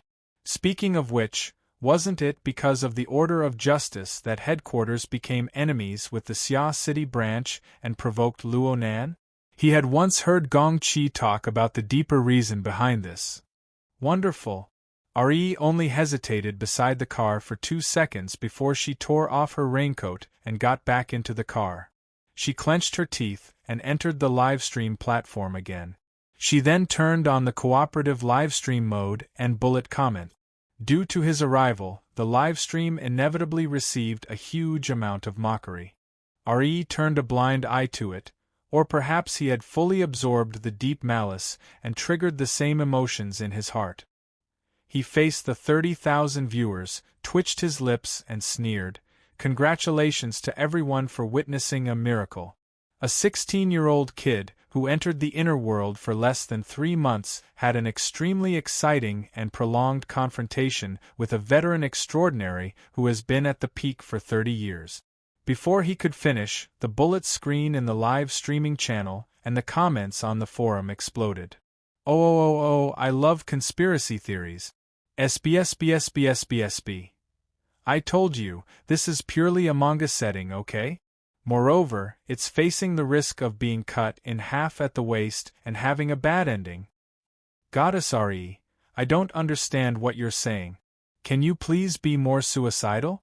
Tiger touching Re God, I'm going to eat some broken limbs and minced meat. Could it be that the Emperor's new clothes have been torn? Ghost Eye, what do you think? Luonan, He Wayne, what about you guys? There were all sorts of comments. Although their stances were different, the confusion and doubt between the lines couldn't be hidden. Even though there had already been over an hour of foreshadowing and the subversive impact of the cage theory, a few minutes of a newbie and an experienced and powerful extraordinary fighting on equal footing still exceeded the limits of the majority of people's imaginations. The more experienced they were, the more inconceivable they felt. This was the first time Re's words had touched the hearts of the majority of people ever since she became a guest on the livestream. She had touched the extremely sensitive chord in people's hearts. Re paid no attention to the layer upon layer of bullet screens. She just twisted the corner of her lips and continued to sneer. I'm not doubting Senior Ghost Eye's verification process. No matter how much Senior Ghost Eye doesn't bother with trifles, he still possesses the style that an extraordinary should have. It's impossible for him to put effort into a lie that can be easily seen through. I believe in his professional integrity and his ability to make wise and far-sighted choices. With a plan in mind, Re easily made the majority of the audience dizzy. He looked at the questioning and cursing bullet screens in the projection area and shrugged calmly.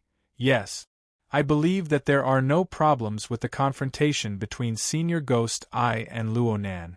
I can even say that there are no problems with the strength that Luonan himself has displayed. He is worthy of being called the humanoid infrasonic array. He really does stand on a level that we cannot imagine. If I were to participate in this gamble, I would have already lost my pants by now.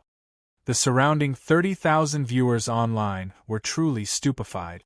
Some people even wanted to pull open the projection to see if there was a gun pointed at the back of Re's head. Re could show the back of his head to this group of scum, but he was more than happy to show his clear stance and his undisguised malice. Right now, Luonan was still standing on the podium in the circular conference room within the livestream. It was said that he was adjusting the structure of the blood intent ring to wake up those hypnotized idiots one after another. On the other hand, Hiyuane's cold and clear gaze pierced through the camera lens. It was biting cold and piercing. This was the daughter of the He family, one of the most outstanding achievements of the Star Alliance Committee's Team AB. If she was standing in front of him, Re really would have to behave himself. But they were separated by 7,000 kilometers. What was there to be afraid of? Therefore, Re didn't stumble at all. He spoke eloquently. What I'm most curious about right now is how Luonan's strength and potential were accumulated and realized. How was he able to jump to this level in a short period of 70 to 80 days? This doesn't belong to the category of normal. Look, this is an abnormal situation. This is where the problem arises. At this time, it would be perfect if there was someone who could cooperate and act as a supporting character or something. Unfortunately, Re wanted to continue singing this one-man show. Is Luonan a genius? I don't know. But from the information he registered with the headquarters, he wasn't 2 months ago. He followed his family's so-called formatting theory and painstakingly accumulated for 5 years. He still hasn't touched the ceiling of awakening. He only became a psychic who was better than nothing. He relied on the garrulous psychic diagram and the outbreak of the calamity of the human-faced arachnid to enter the society's line of sight. Is this kind of person a genius? Ari had completely entered the mode of shooting his mouth off. This was his invincible state on the internet in recent years. I've even seen people say that Luonan has potential and accumulation. He just hasn't been enlightened yet. He entered the society and received proper cultivation guidance. Then he'll understand everything. I don't know if there's such a situation.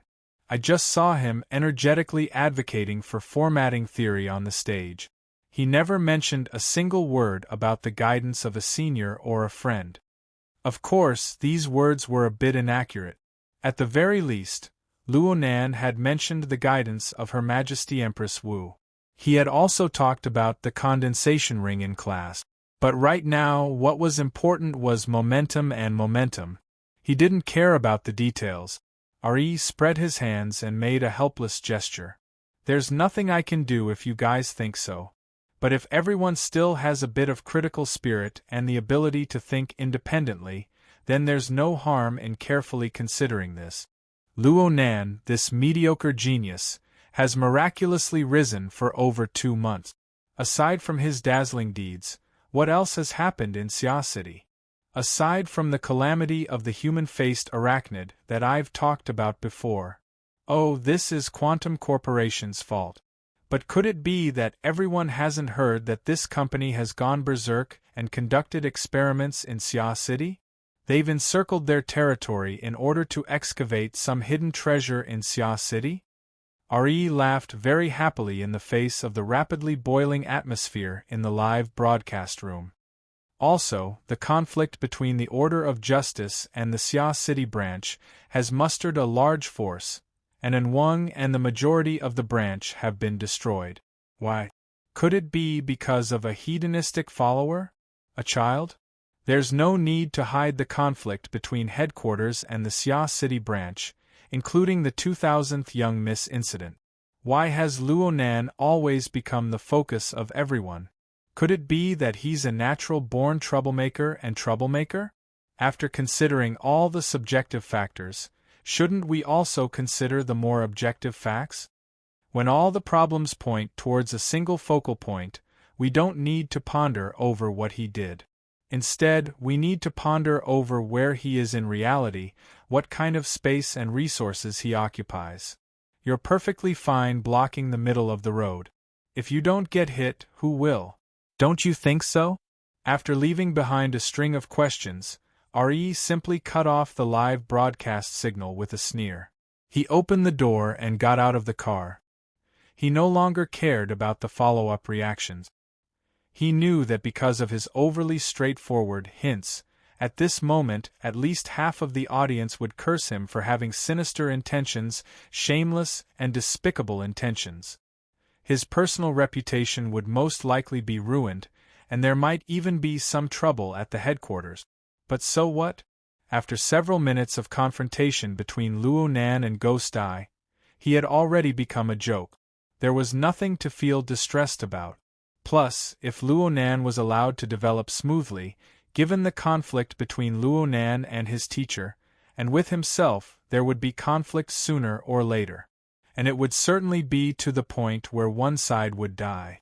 With Luonan's terrifying rate of progress, if he didn't take advantage of the opportunity to make a move now, would he wait until Luonan calmly amassed his troops and swept his path before regretting it? Truthfully speaking, even Ari was a bit convinced by the end of his explanation. It seemed that there really was a high possibility of following this train of thought. It would really be funny if he hit the mark by a fluke. Ari picked up the raincoat and put it on. He looked up at the sky. The rainwater poured on his face, bringing with it the cool and fishy smell of the ocean.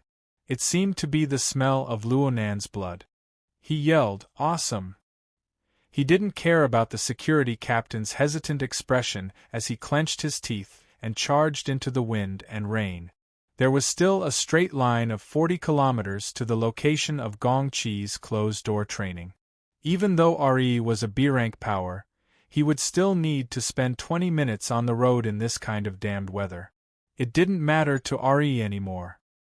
He faced the wind and rain, swiftly walking through the rugged environment created by the islands, reefs, and the curtain of rain. When he encountered the boundless sea surface where the seawater rose, he used his telekinesis to interfere and solidify it. He treaded on the water and was truly delighted. Before this, he had hoped that the security personnel of these islands and reefs would be strong enough to minimize the effects of tide rush. But right now, he really wished for 2 blind mutants to jump out and serve as Lord Ho's practice. Unfortunately, the road to Gongqi's closed-door training was peaceful and quiet. Rumble. Chapter 579. RE was startled and raised his head to take a look. However, there was nothing unusual in the vast water curtain. However, before he could turn his head around, another muffled clap of thunder rang out beside him. There was also turbulent and surging clouds that seemed to have sprayed out from the boundless curtain of rain, bringing along fine ice particles that were like the wind high up in the sky. They hit the back of his neck with a dense chill. Mutant. RE's first reaction was absolutely excellent. Although he was a spiritual type ability user, the psychic shield and confusion barrier he set up instantly formed a circle of hardness and toughness, as well as a shield that had the effect of interfering with bewitchment. The moment the cold air seeped in, his body had already split into 6 illusory shadows, shuttling in all directions. Unless it was a killing move at the level of a transcendent, it would be impossible to finish him off in one hit. However, the problem was that there was nothing else after the cold air, ice particles, and vast cloud. RE had been semi-invisible for almost a minute, and his soul power had been consumed a lot, but he did not find anything else.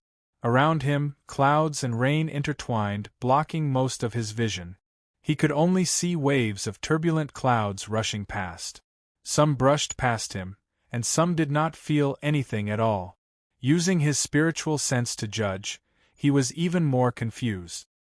He only felt that the inside was illusory, and there was no fixed number. Moreover, through the clouds, the entire space seemed to be suddenly elongated and enlarged, and even shifted to a height of 10,000 meters. There was a blood-red light even further away. What the hell? RE's finger was already pressing the communication and alarm function of the bracelet. Currently, he was under the surveillance of the security team at all times, and he could ask for help at any time if he encountered any danger. As for the so-called practice, how could he take it seriously when he was just imagining things? The security team also responded instantly, and it was the captain of the security team who personally spoke. "Old he, what's the situation? The environment here has changed." RE was halfway through his words when a blurry shadow flashed in front of him. He could not see it clearly, but he felt that it was extremely familiar. He subconsciously straightened his body and looked up, and saw the depths of the clouds again, the figure that seemed to be suspended in the air. This time, he could not straighten his tongue. "Old he? Old he?" As the captain of the security team called out, RE muttered, "Teacher?" As soon as his voice fell, the shadow over there disappeared in the rolling clouds. "Secretary General Gong has come out of seclusion?" The security captain was a little confused, but RE couldn't care less. She leaped up and rushed toward the blurry figure. He ran forward a few steps, but suddenly became alert. This was not Gongqi's style.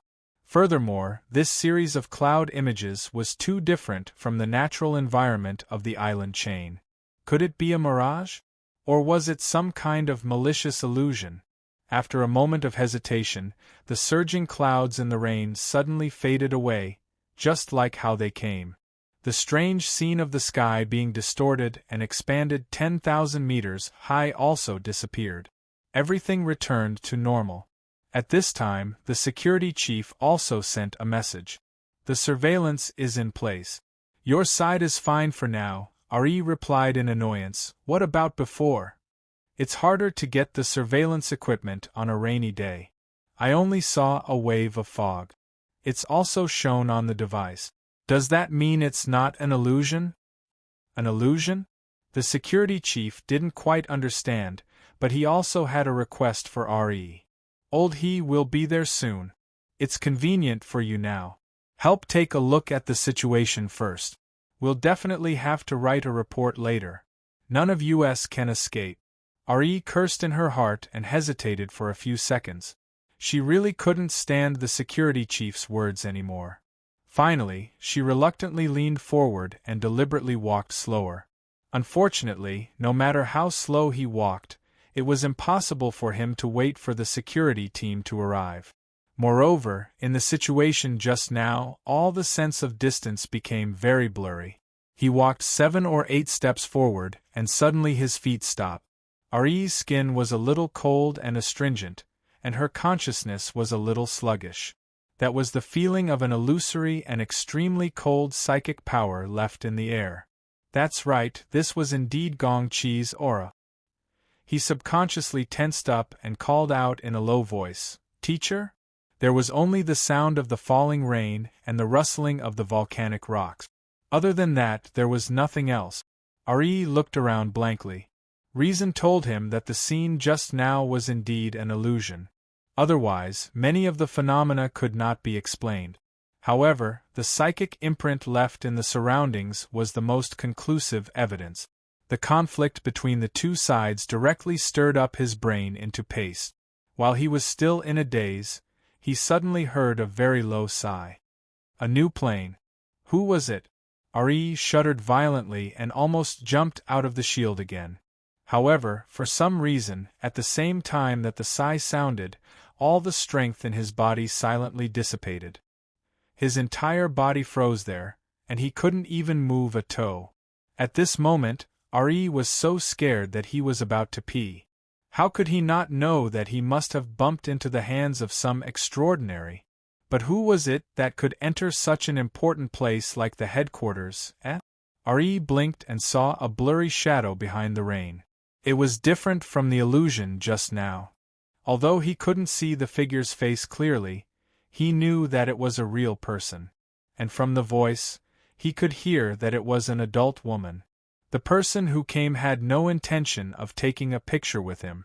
She only whispered there, "This person has a bit of crooked luck." "Are you talking about me? Talking to me?" Ari wanted to move his mouth, but found that even his ability to speak had been taken away. And the woman said again, "He was just spouting nonsense on the live broadcast, using my church as an example. Now that there are signs here in your headquarters, I wonder how you will stop the mouths of the people in the world?" Sure enough, Ari's face first flushed red, and then a little green. The person who came was really a high-ranking member of the Order of Justice. This was awkward. However, the woman was obviously not talking to him. There were other people present before he could finish his thoughts. The long feminine voice of the headquarters president, Abner, flowed out from the curtain of rain. The discovery of any plane should be the commonwealth of mankind. This is a good thing worthy of celebration. What is there to block? Since the Lord Officiator happened to be here, we might as well seriously discuss the follow-up confirmation and exploration matters. Abner spoke softly and paid attention to the ups and downs of his syllables, as if he was telling a child a fairy tale. However, Re, who knew his temperament well, subconsciously shuddered. This president was supposed to be in a meeting in Sandalwood City, but it was more likely that his main body was still in Sandalwood City.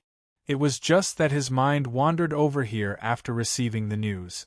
Of course, President Abner could come to this small island if he wanted to. This was a matter of course. What really made Re's brain stupefied was the person President Abner had addressed. Officiator? The Order of Justice's officiator? Re froze in the curtain of rain. His entire body was soaked, but he didn't dare to move a muscle. There was a moment when he had the urge to tear off his own death-seeking mouth. Luonan, in the circular conference room 7,000 kilometers away, also wanted to tear off his own death-seeking tool. He didn't even have the time to rejoice that he had crossed the crater of abnormal states before he was forced into a corner by the meticulous mental senses of the two apex extraordinaries. Fortunately, the two extraordinaries were courteous to each other. Perhaps they were afraid of each other, so they wouldn't rashly touch each other's cage. Yes, it was more appropriate to use the term domain to describe it. The two's detection senses divided their territories, and they crossed each other. It was hard to avoid some areas where they didn't have a tacit understanding, so they left some gaps. Luonan was extremely decisive. He gave up all interference actions in that area in the first instant and entered pure observation mode. His consciousness jumped directly to the polar domain, and he didn't dare to play any more scouting or eavesdropping. He retreated all the way to the Xia City area. After confirming his safety, he couldn't help but laugh involuntarily. He laughed at his death-seeking behavior just now, and he also laughed at the big mistake the two extraordinaries had made. Plane? Was this the name given to the space-time bubble? It was quite magical, but it was completely wrong. Admittedly, the cloud world existed as a plane, but it couldn't be linked to the Sandalwood Island chain. Those abnormalities were nothing more than Luonan correcting the precision of his coordinate system and its mode of action. He made a big death. No, he made an experiment. Right now, Luonan was on the podium, broadcasting live under the gazes of tens of thousands of people. And he used the excuse of adjusting the blood-wool bracelet to openly stare blankly. This sudden laugh made many people stupefied. He Yuan was currently in contact with several higher-ups of the branch due to Re's shameless remarks. They were discussing countermeasures. The contrast was too great when she saw Luonan's relaxed appearance. She subconsciously asked, "What's wrong?" "It's nothing. There's a problem with the coordinate system." Luonan came to his senses. He laughed and didn't speak anymore. But on the plane of his consciousness there was a point of origin. There were 3 vertical and horizontal lines pointing to various directions and dimensions, delineating the scale of deep space, the Earth, and even the other space-time bubbles. Perhaps this sort of marking was meaningless to an objective world. But to Luonan himself, it was a type of high integration. It was similar to the clairvoyance mode of the life sketches from before.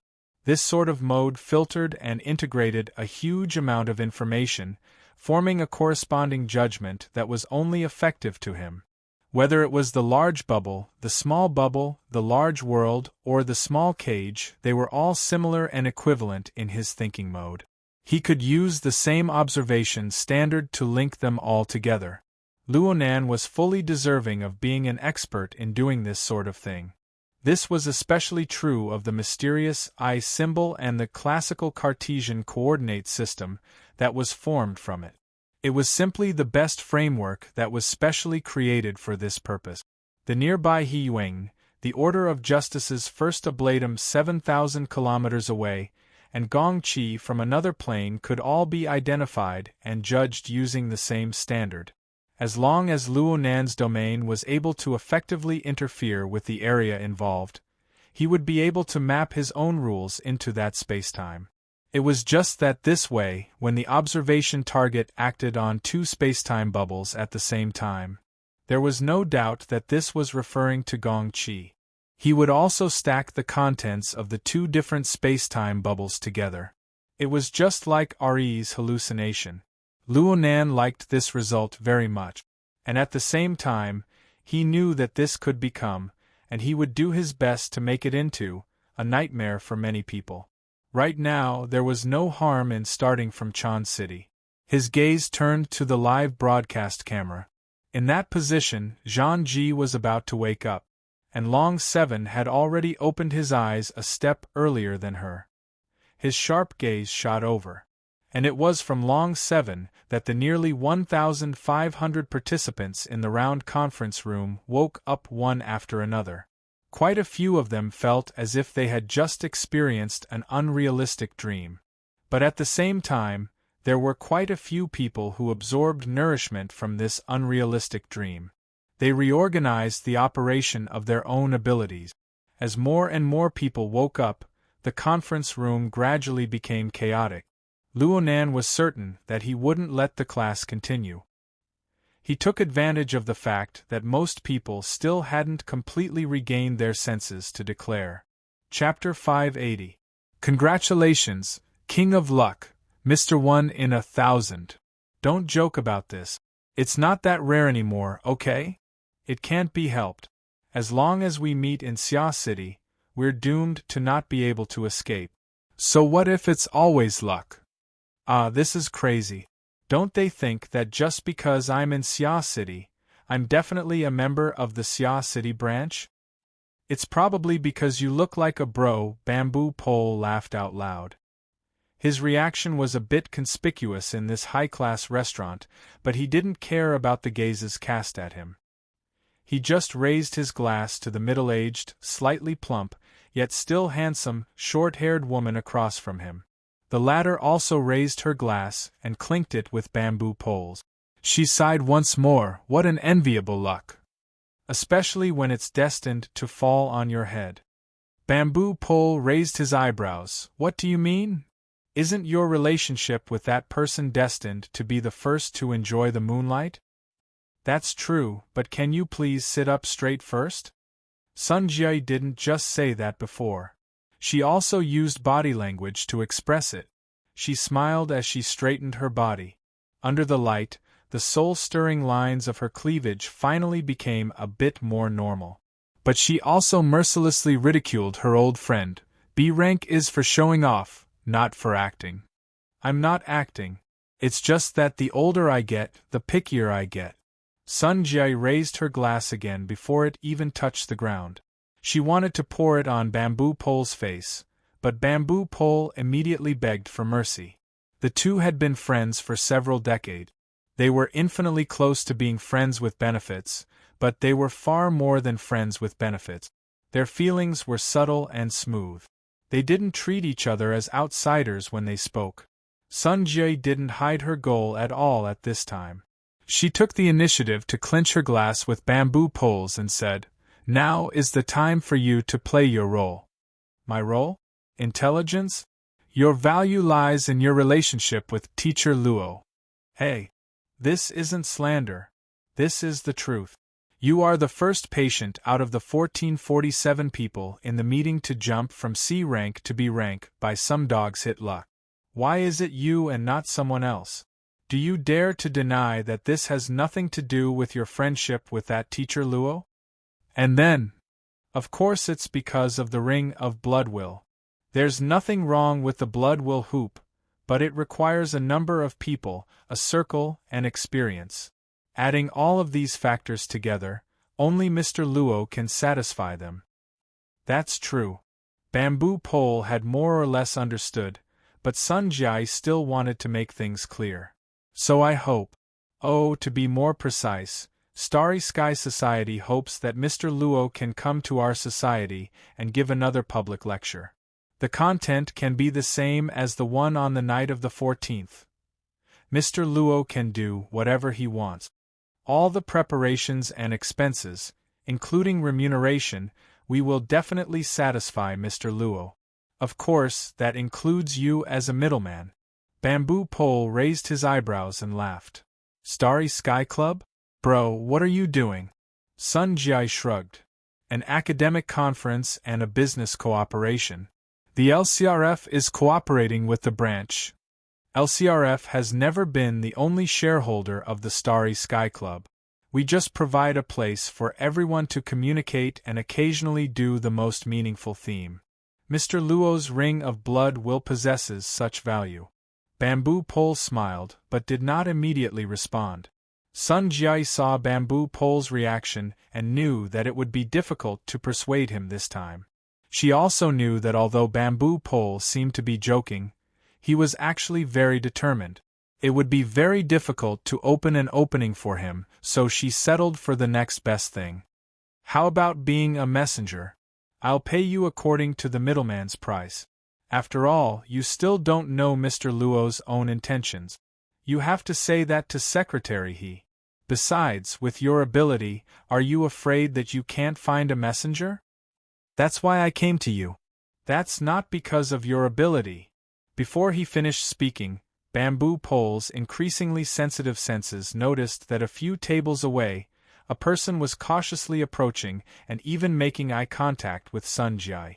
Sun Jiai's genial expression probably made the person misunderstand something. The person straightened his clothes and hurried over. His heart was beating fast and he was a little nervous. However, his voice was still very clear and pleasant. Sister Jiai, what a coincidence! Sun Jiai raised her eyelids and her smile faded a little. This is my territory. Are you surprised to see me? I'm the one who can't wait for more coincidences like this. Didn't I come here immediately? The person who came was a young man with handsome features. He was dressed in a decent casual suit, and the way he dressed his hands and feet were quite tasteful. What was more rare was that he knew how to speak. He held a bottle of expensive red wine in both hands and stood there in a very stylish manner. He was a celebrity that left a deep impression on people. In fact, he was indeed a celebrity. Bamboo Pole, who usually paid attention to beautiful celebrities and entertainment gossip, quickly recognized that this person was called Lan Lin. He was a popular idol in the past 2 years, and he seemed to have a good image. Lan Lin smiled and took 2 more steps forward.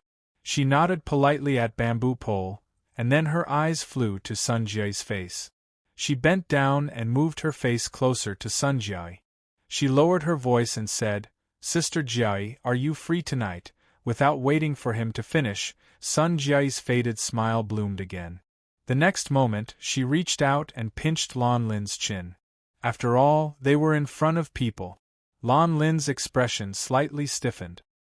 He instinctively wanted to turn his head. He wanted to avoid it, but he also wanted to see what his target was.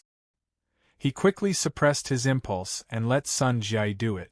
Sun Jiai's grip wasn't too strong, but it wasn't too weak either. She pulled off half an inch from Lan Lin's neck, as if she were treating an Alaskan Malamute. Lan Lin even narrowed his eyes and snorted. Sister Jiai. It was an amazing reaction, so Sun Jiai smiled quite happily. Unfortunately, in front of an ability user, the conflict in this reaction could not be hidden at all. Bamboo Pole didn't even blink. He didn't think it was strange. He already knew that this friend of his was a lustful person who liked to seek all kinds of stimulation. As a senior manager of the Starry Sky Club in Xia City, he was fully deserving of his position of power in Xia City. Finding a few celebrity dogs to have fun with was nothing. Of course, understanding was one thing, and approval was another. In the past, because of her temperament and beauty, Bamboo Pole had wanted to pursue her. Later, after seeing her true colors, he could only be friends. Sun Jiai openly flirted with her dog. Bamboo Pole minded his own business and tasted his wine. But at this time, he noticed that a gaze was cast over from where Lan Lin had come from. The gaze was filled with surprise and anger. Bamboo Pole could sense it. Sun Jiai was no exception. But she didn't care about that side. After testing the feel of his chin, she patted Lan Lin's left cheek. She used quite a bit of strength. Pia. The left side of Lan Lin's face turned red. Sun Jiai's tone was quite intimate. Unaccountably solicitous. It's for that event, right? Lan Lin's smile became even more brilliant. He focused his gaze on Sun Jiai, trying to show the moist and adorable feeling of a dog's eyes. If it were any other time, perhaps Sun Jiai would chat a bit more with him. But right now, there were more important things to do. She didn't want to waste time. You can't even complete the most basic task. Don't even think about being a guest. Just do your best service. Go. Don't let your imagination run wild. Lan Lin was a little anxious. But then he saw Sun Jiai's sharp and cold eyes. He subconsciously shivered. He didn't dare to say a word. He bowed and retreated.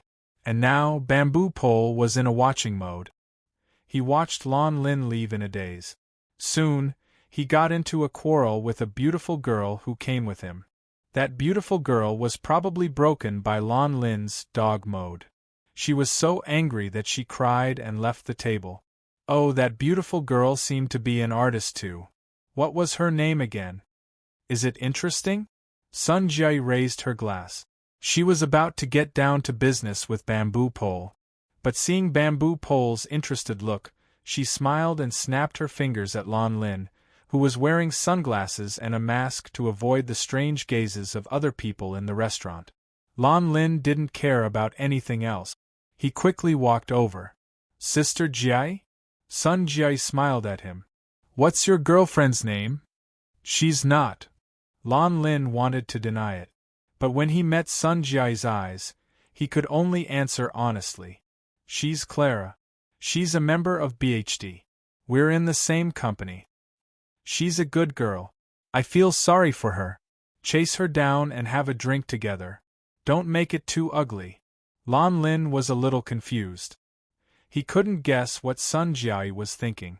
But suddenly there was a turning point. No matter what, he had to seize it. He immediately responded and rushed over. Bamboo Pole curled his lip. You think you're an omnivore? Don't be ungrateful. I prepared it for you. Don't. I don't play this game. You think it's too light? We can go together.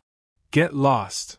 Now Bamboo Pole wanted to pour wine in Sun Jie's face. Sun Jie didn't think much of it. She held the cup and lightly touched her chin. She smiled at him and said, You've reached a certain level of acting now. But since we're friends, can you tell me what kind of person Mr. Luo is? What do you want? We're in the service industry. We need to do some research. Get lost. Bamboo Pole made his attitude firm again. He didn't want to talk about this topic anymore. He turned his head to watch the real-life idol drama. At this time, Lon Lin had already caught up with Clara when she rushed out of the restaurant. He reached out to grab her arm. But in the next second, Clara, whose face had turned pale, was protected in someone's arms. Lon Lin, on the other hand, was kicked into the restaurant's glass door. Bamboo Pole saw who it was. Ouch. He looked at Sun Jie. Chapter 581. Luo Nan, who was outside the restaurant, was a bit baffled. Out of the blue, a beautiful girl with a pale face bumped into his embrace. Then a fully armed fellow with sunglasses and a mask caught up from behind. He didn't care about the group of people and extended his hand to pull. Then the hedonistic young master He Donglu, who was treating tonight, sent a flying kick. He sent the sunglasses masked man flying into the glass door. The sunglasses were slanted, revealing a large portion of his handsome and twisted face. He had a bit of an impression. With great difficulty, Luo Nan was able to match the handsome faces and identities of the man and woman. Clara. They were all from the same company as his sister. Clara in his embrace was a member of the BHD group. Though it was an 18th tier group, she was extremely good-looking. Another member of the group, Bai Yu, had contacted him twice recently. They had arranged to have a meal together. Their relationship could be considered decent from Luo Nan's perspective.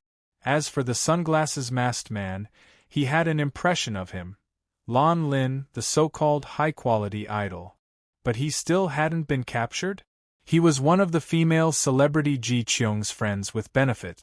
It was reasonable to say that he was a high-risk person for the mutant infection. What the hell was the branch doing? Oh my! We're kindred spirits. Perhaps it was Luo Nan's misperception, but He Donglu's tone was a bit odd. However, this also proved that He Donglu finally recognized who this person was. The smile on his face changed a bit. He walked over with his hands clasped behind his back. He didn't wait for Lon Lin to crawl up and stomped him to the ground. I never thought that you would have a bit of dog's hit luck, kid. He Donglu had stomped Lon Lin in order to express his attitude in front of Luo Nan. But now it was inevitably mixed with personal resentment. He twisted his neck, feeling unwell from head to toe. He originally wanted to have a one-night stand with that female artist called Ji Qiong, but he never thought that she was actually a carrier of the mutant infection virus. He was tossed and turned by the military medical organization several times in the following week. It was with great difficulty that he was able to pass the test. Now it seemed that the kid, Lan Lin, had escaped a calamity. This made him feel quite unhappy. He Donglu felt that it was natural for his family to stomp on others, but he was a bit too arrogant. Lan Lin was an idol that millions and millions of boys and girls chased after him. How could he endure such extraordinary humiliation? As an idol, Lan Lin's physical qualities were decent. He immediately arched his back and straightened his body, causing He Donglu to stagger. Then he held the glass door and struggled to get up, shouting, "Security, security!" Lan Lin's personal assistant, follower, and bodyguard discovered the problem at this time.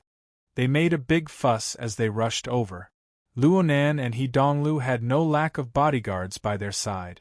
As for the restaurant's security guards, it was impossible for them to ignore this situation. They immediately sent more people to control the situation. A group of people crowded the entrance of the restaurant.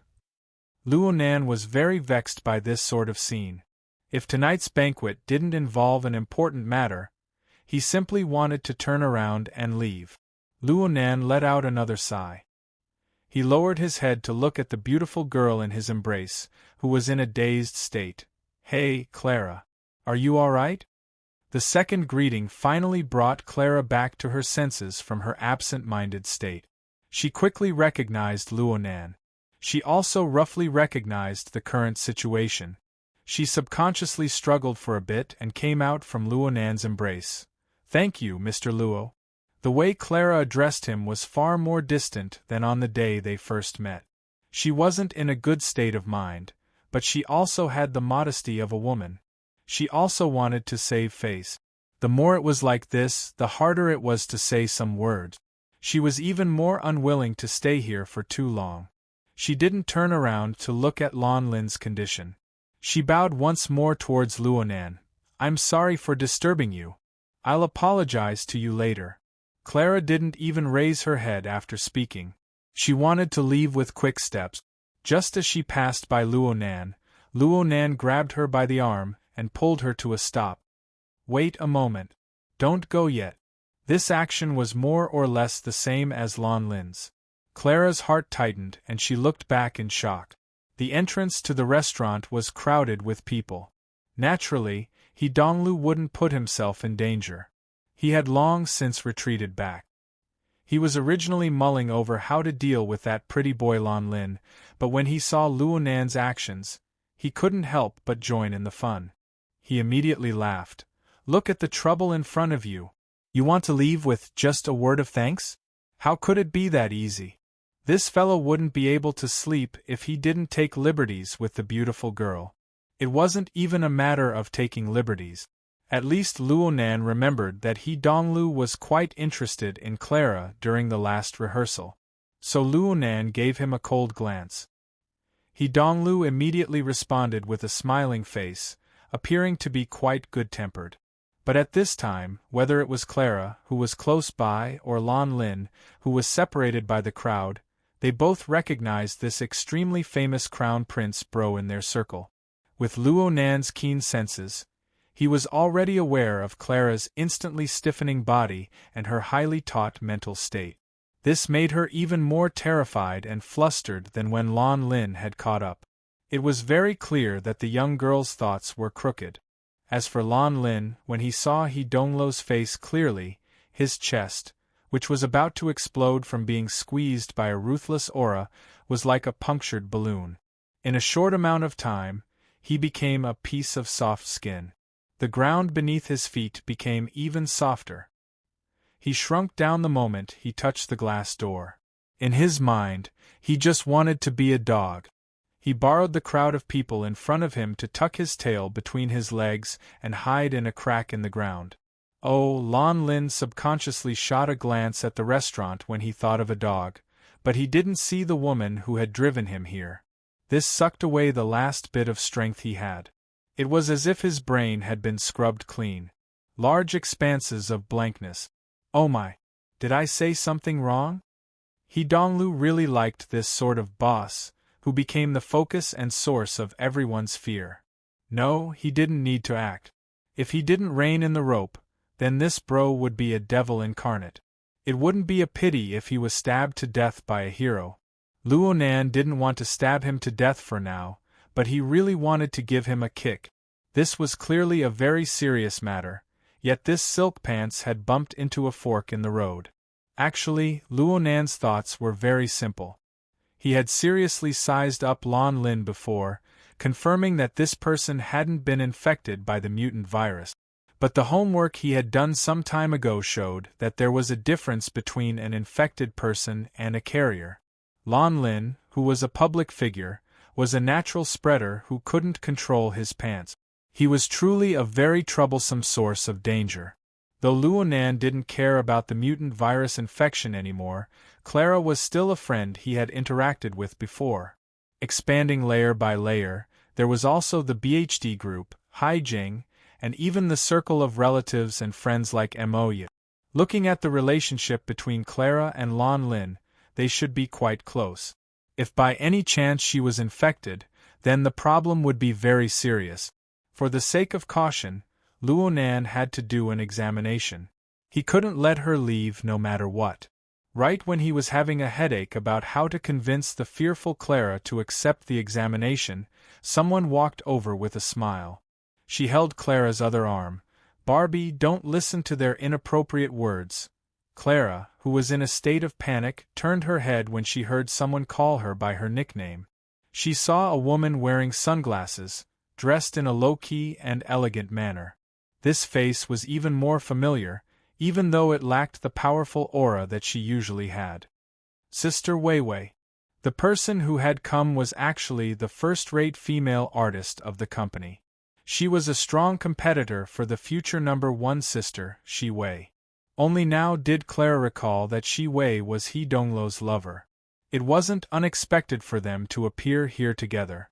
Clara looked at the beautiful and familiar face before her eyes.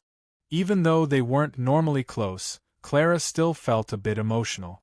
The rims of her eyes immediately turned red. The current Shi Wei wasn't as aloof and cold as she normally was. Instead, she displayed the bearing of the #1 sister of the company. Barbie, you should be happy that you kicked a trash man ahead of time. Okay, if you keep shedding tears, I can't help but question your level of image management. I'm sorry. The stricter seniority relationships in the company as well as the clearer hierarchy made Clara's heartstrings subconsciously taut. Actually, her heart was still filled with bewilderment and fear right now. Shi Wei's appearance didn't lower the intensity of her fear. Instead, it increased it. After all, this wasn't a group occasion in the company. She even hid it from her manager, Hai Jing, in order to go on a date with Lan Lin. It would be great if things really developed like a romantic story, but she was truly alone and helpless in this current situation. It was also at this time that all sorts of facts and rumors within the industry were like demonic winds blowing from all sides. They seeped into every gap in her thoughts. At this very moment, let alone Shi Wei, even if the company's supervisors and directors were here, it would be hard for Clara to think in an optimistic direction. Shi Wei's unprecedentedly gentle tone still lingered by her ears, but it seeped into the bottom of her heart with a dense chill. This is the suburbs.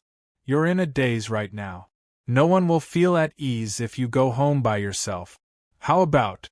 Shi Wei originally wanted to drag Clara along to the banquet. Seeing Luo Nan's reaction, Shi Wei had a good impression of this little girl.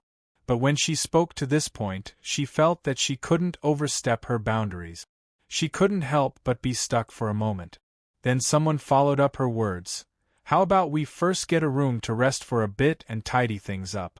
We can wait for Mr. Luo to finish his discussion and come out. Then we can go back together. Someone pushed open the restaurant's outer door as they spoke. Warm steam came out along with a fragrant wind, blowing away the crowd of people outside. Luo Nan saw that the speaker was a middle-aged woman with a unique temperament. She had short hair similar to a boy's, and she wore a low-cut suit geared towards women. She was a bit unfamiliar. But the person walking shoulder to shoulder with her couldn't be any more familiar. Brother Bamboo Pole. Bamboo Pole beamed as he waved his hand in greeting. You're free today. Come eat a feast. Young master he is treating.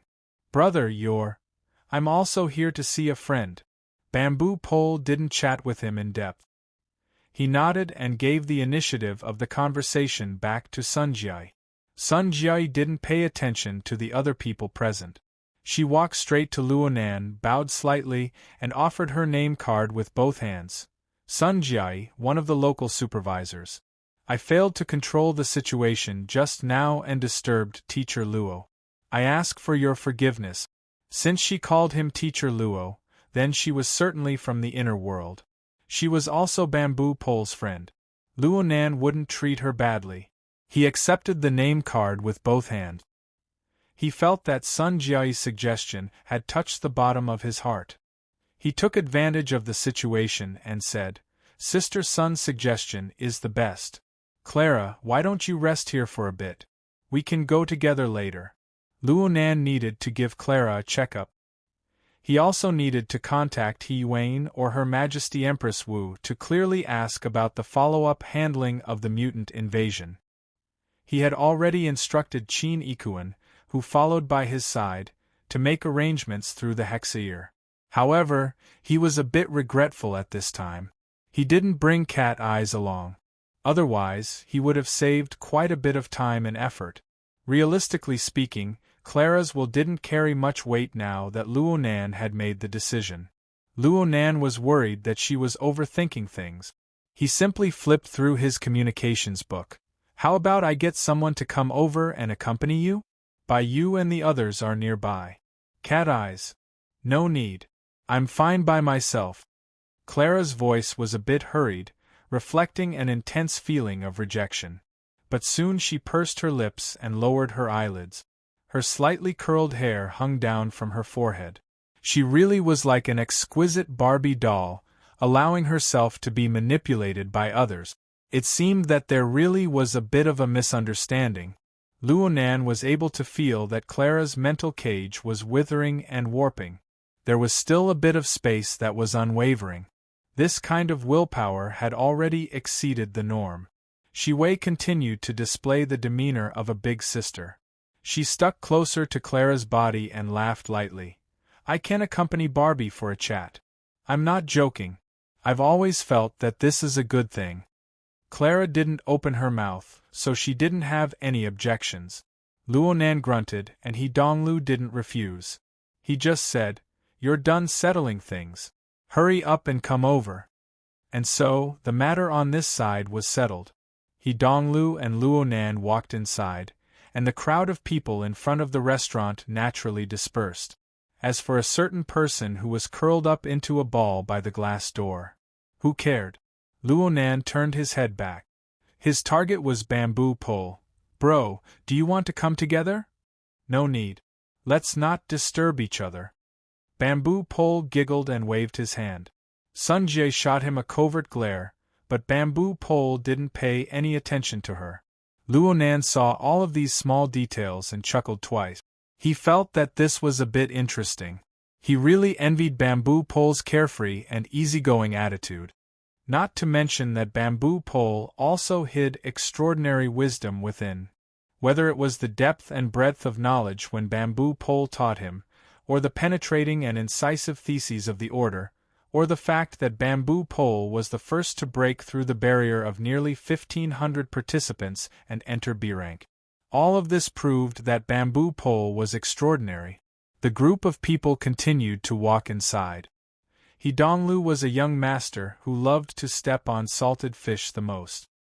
He felt refreshed and his mind was lively, so he came over and said, Since we're friends, let's drink a few cups together. Actually, it's good to have Clara accompany you. We brothers drink for the sake of being relaxed and at ease. Luonan cast a sidelong glance at him. He never felt that he had any sort of brotherly friendship with this fellow. They walked a few more steps as they spoke, and 4 diners suddenly stood up at a table at the edge of the aisle. They greeted from afar, Teacher Luo. Donglow's words were interrupted. He was stupefied for a moment. Luonan blinked his eyes and responded, hello. Luonan thought that perhaps they were people who had participated in the training course on the 14th. As for the specifics, how could he remember so many people when there were 1,500 of them? Luonan didn't pay attention to this sort of thing. He passed by the table of people. But a mere half a second later, a figure stood up diagonally in front of him. It was originally a single person, but the momentum caused the people at the table to be unable to resist. They subconsciously stood up as well. Teacher Luo. It was still an unfamiliar face. He was 40 or 50 years old, but he was the same as the people at the table in front of him. All of them had respectful expressions on their faces. The confused expressions of the other people at the table were all the more distinct. Luonan could only respond, "No need to be polite. You guys eat." Chapter 582. This was a high-class restaurant located on the outskirts of Xia City. It was located in a holiday villa under the banner of the Starry Sky Club.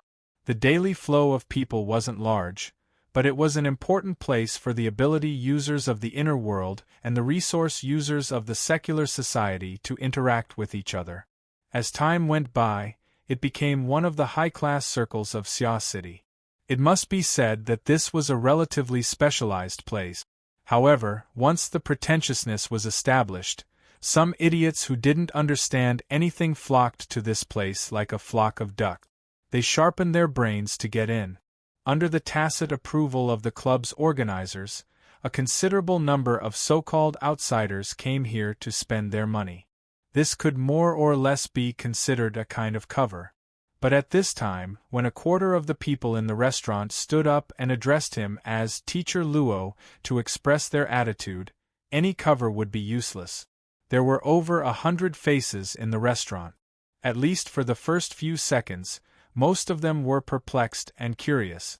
But as the 20 or so ability users addressed him in the same manner, these self-righteous but ignorant fellows quickly became homogeneous. They even displayed a more sincere and respectful attitude than those in the know. It could be imagined that in the future, the address of Teacher Luo would become a legendary topic of conversation in the so-called circle along with his extraordinarily tender face. All those in the know and those who didn't know would take delight in talking about it.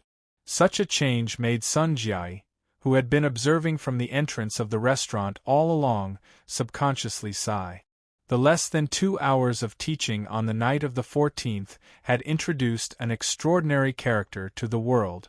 Sun Jiai really wanted to immediately hook up with Luonan, but she had to deal with the rotten tail pulled out by that dead dog, Lan Lin. She could only watch as Luonan and his party climbed up to the second floor of the restaurant and entered the private room area. She used the fastest speed to finish dealing with the chores. There were no other irrelevant people in the surroundings.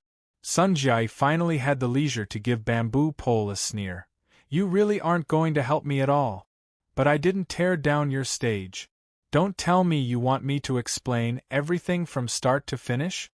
Sun Jiai really wanted to stomp her 10 centimeters into Bamboo Pole's thick skin. But when she thought about how this fellow still had value, all she could do was roll her eyes. Bamboo Pole smiled and said, "Your dog won't be of much use tonight. Don't tell me you still have feelings for me. Let's be decent to the end. We'll finish the rest of the bottle and go home." Sun Jiai continued to sneer, "You don't have to blindly think for me. A living dog has its advantages, and a dead dog has its uses." Bamboo Pole observed a moment of silence for Lan Lin. Then, like a gentleman, he opened the door for Sun Jiai and the two returned to their seat. Before he could settle down, there was a sudden commotion on the second floor, and it was quite loud. At first there was the loud sound of a door being slammed, followed by a shrill voice shouting, "One last thing for him. It's better to leave as a martialist than to die at home as a sickly rich man." 5 seconds later, a tall and lean man with a cold expression appeared at the top of the stairs. At this moment, over 100 gazes from the restaurant downstairs were focused on him. This person could be considered a capable person. Even in such a state, he could still stride forward without looking sideways. Soon, he was out of the restaurant and disappeared into the night. There were over 100 people on the first floor.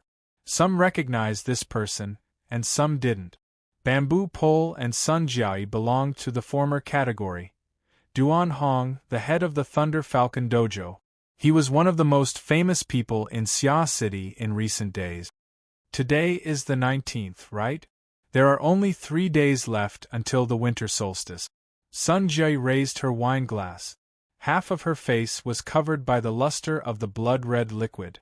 Only the corner of her lips curled up slightly. It's quite hard to hold that face in. I can hear the sound of his heart venting even from here. It's as if a burden has been lifted from his shoulders. Bamboo Pole used an idiom to accurately describe the situation. A week ago, not many people paid attention to the grudge between the Thunder Falcon Dojo and the Divine Yu Dojo. But a few short days later, the winter solstice duel between the two dojo masters had become a hot topic in the circle of ability users in Xia City. Especially after that class on the night of the 14th. Teacher Luo had become the absolute focus of attention. Every word he uttered was broken down and analyzed. This included some gossip that had nothing to do with the main topic of the class.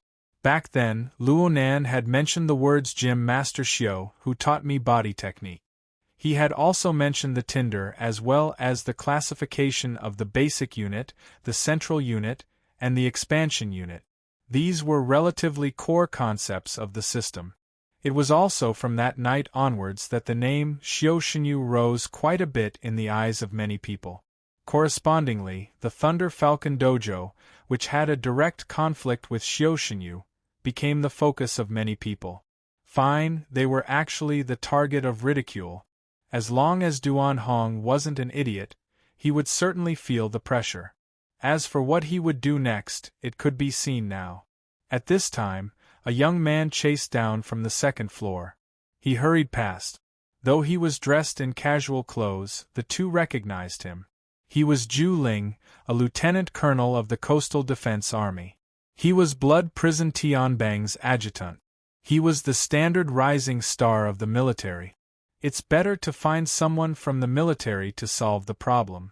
Bamboo Pole took a sip of wine. He knew that Duan Hong had a military background, but Duan Hong was quite thoughtful to be able to find He Donglu after so many twists and turns. Though Bamboo Pole didn't see the scene, he could guess it. He Donglu mediated in the middle, and Duan Hong got off the slope like a donkey. Duan Hong could give up a favor along the way. Luo Nan would certainly fall for this. After all, Xiao Shenyu really couldn't afford to be tossed around.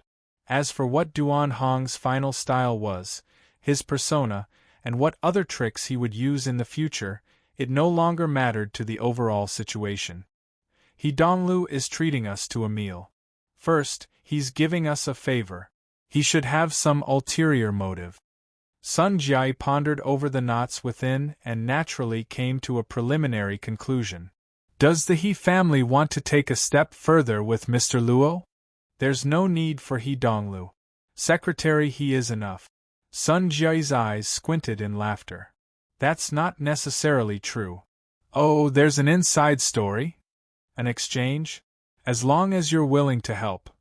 Go ball. Bamboo Pole didn't say anything. He recognized Sun Jiai as a friend, but he never forgot the difference in positions between the two. The Starry Sky Society invited Luo Nan to open a class. It was fine if they just wanted to ride on the limelight.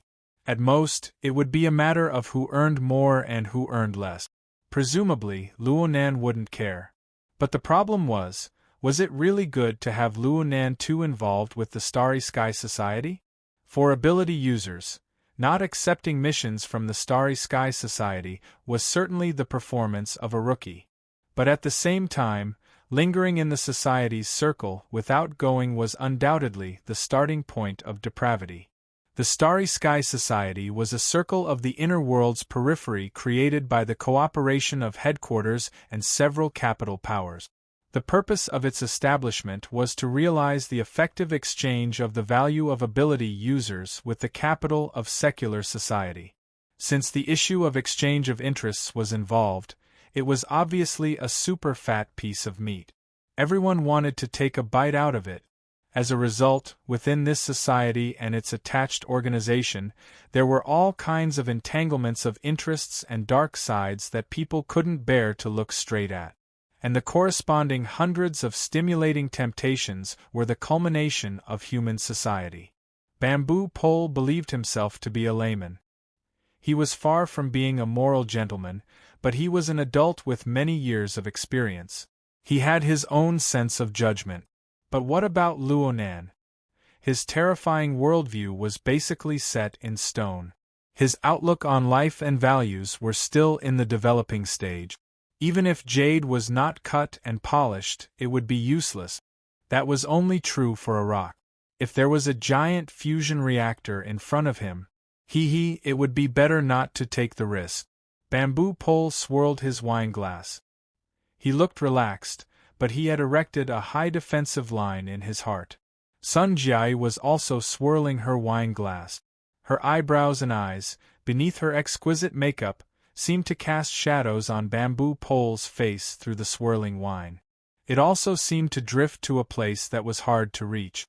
It couldn't be said that the two didn't have any appetite for the rest of the time, but most of their minds weren't on chatting.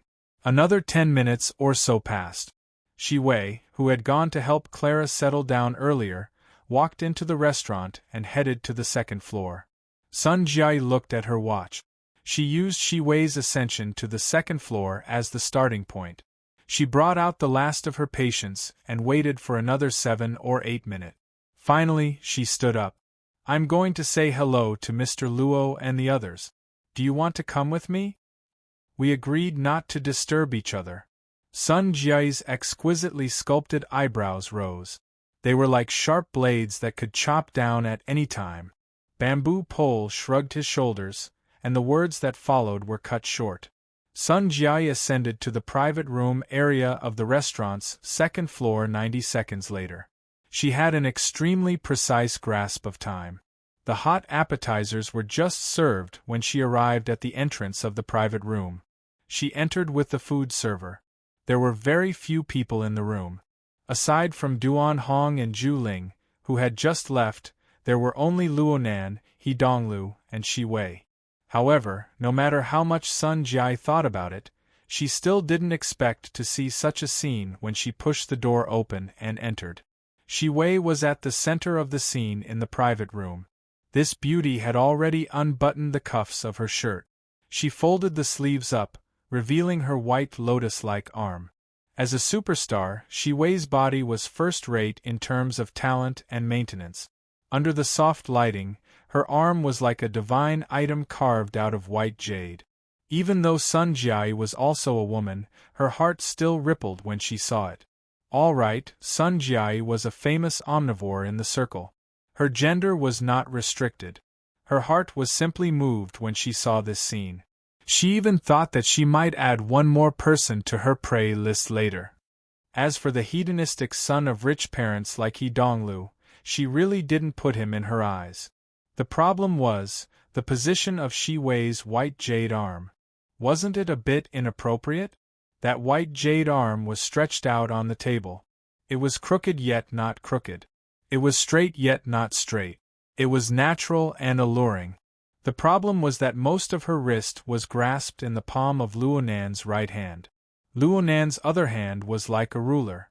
He measured from wrist to elbow and then to upper arm. Please, you're not a fashion designer. What's the point of poking and prodding with your finger? Sun Jiai's eyes were extremely sharp.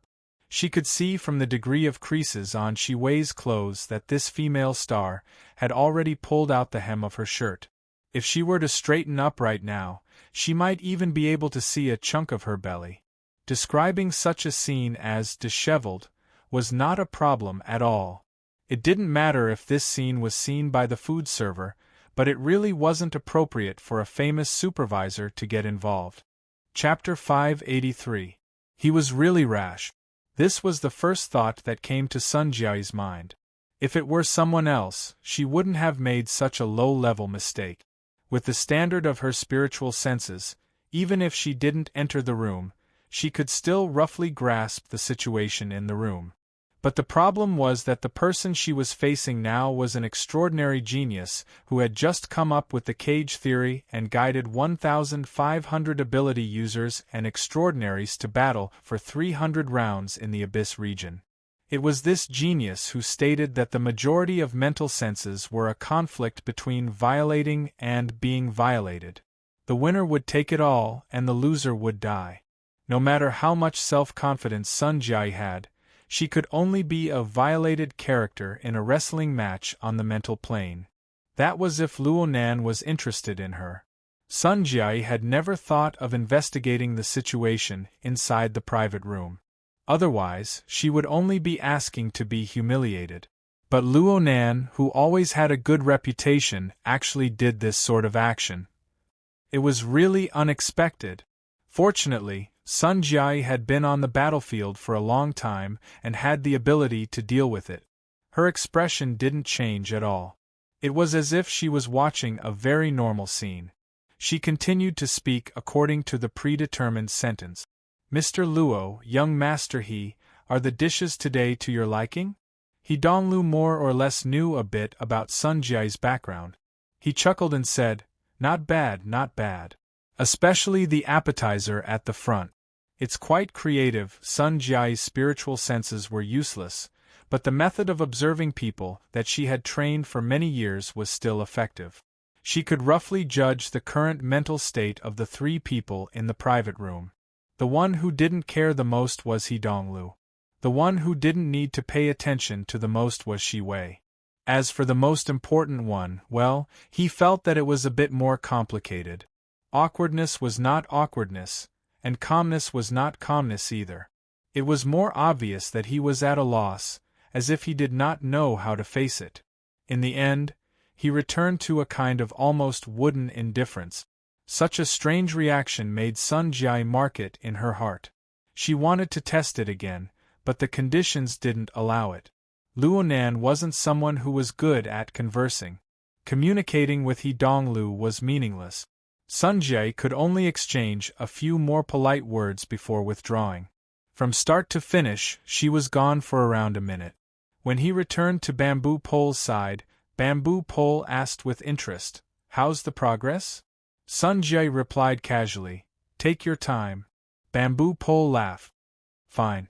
You've entered the door. Go ahead and have your wicked thoughts. I won't accompany you anymore.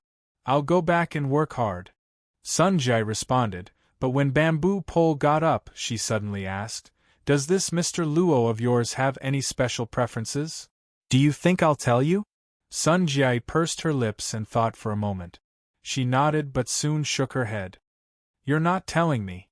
Is it to keep it a secret, or is it a secret to begin with?" Bamboo Pole was slightly startled, but then he smiled and pointed at her. "You're smart, but don't overdo it. This is advice from a friend." Sun Jia bowed slightly in her chair. "Thank you, goodbye." Bamboo Pole glanced at her again. His finger slid across his brows, and he performed a nondescript salute before leaving with a smile. As she watched her old friend disappear into the darkness outside the restaurant, Sun Jia lowered her head and thought seriously for a few minutes. Then, in her personal storage space, she opened the information that she had already collected and organized. This included all the information regarding Luo Nan that could be gathered from various channels. It was voluminous and hard to count. It was impossible to comb through all this information in a short amount of time, but Sun Jia already had a clear goal. She used her AI to filter and extract all the information she could find on Luo Nan's social interactions in various situations. This included images and written record. She created a new folder, thought for a moment, and named it Persona. Then, she connected to a secret channel through the internet. Maybe we need to increase the input of the psychological analysis team. Yes, we need it now. Luo Nan wasn't too affected by Sun Jia's entrance in the private room on the second floor, but he never planned on spending too much time on Shi Wei.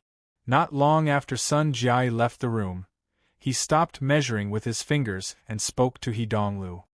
Of course it's possible to make a tattoo with extraordinary effects, but from the looks of it, the organizers aren't going to be as straightforward as cutting needles on the female's body.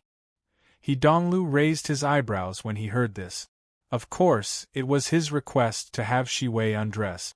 In reality, the grand banquet that was coming soon had prerequisites arranged. The participating guests would have to compete in the progress of the missions. Once they won, they would possess high authority in the grand banquet. They could even become the legendary emperor of the party. This would have an enormous effect on raising his prestige in the circle. The theme of this year's grand banquet was Night of Mystery. It was clear that the mystic arts would dominate. It was said that it involved a bit of black magic and the like. The prerequisites for the male guests were uniformly interesting tattoos. They had to be completed on the bodies of their female companions and prey. Victory was determined by quantity. Frankly speaking, He Donglu didn't expect Luo Nan, who was an abstinence type, to be able to solve his problem. He just used it as a gesture of intimacy, but he never expected Luo Nan to take it seriously. Perhaps Luo Nan felt that He Donglu had given up a favor to resolve the problem of the Winter Solstice Challenge in order to send King of Symmetry? All right, being able to be an emperor for once was certainly an enormous temptation. But I really did come here today to do proper business. He Donglu's heart was indescribably depressed, but he still put on a look of pleasant surprise. You figured it out? Probably. What move is it? Luo Nan thought for a moment, but he shook his head. I don't want to say. He Donglu nearly choked to death on the spot. He swallowed the dry air in his throat with great difficulty. He forced a smile and said, isn't it a bit too early to ponder over the competition for the mission? I'm not interested in the so-called mission. Luo Nan just felt that the organizers of the grand banquet had no lower limits in their thinking. He didn't want to dirty his mouth with those words, so he gave a simple explanation and didn't say anything else. I'll strangle you to death. Okay, I don't even believe it myself. He Donglu choked twice in a row. He wanted to get a bit angry, but when he looked at Luo Nan's wooden and childish face, it was hard for him to make excessive guesses. He could only console himself. Forget it. In any case, this is just the warm-up phase. There will certainly be further explanations in the future. With my resources, even if I can't compare to you professionals, it'll be fine if I put in a bit more effort. He Donglu glanced at the hot plate that had yet to be cut. He forcefully suppressed the emotions in his heart. Just like the main dish that had yet to be served, the theme of tonight's banquet had yet to be truly spoken. If he were to lose his young master's temper at this time, he would be whipped to death by his old man later. Originally, he wanted to wait until they tasted the main dish before entering the topic, but now he had to do it ahead of time. He Donglu grinned and warmed up his facial muscles. Then he immediately took out an exaggerated tone. Professionals.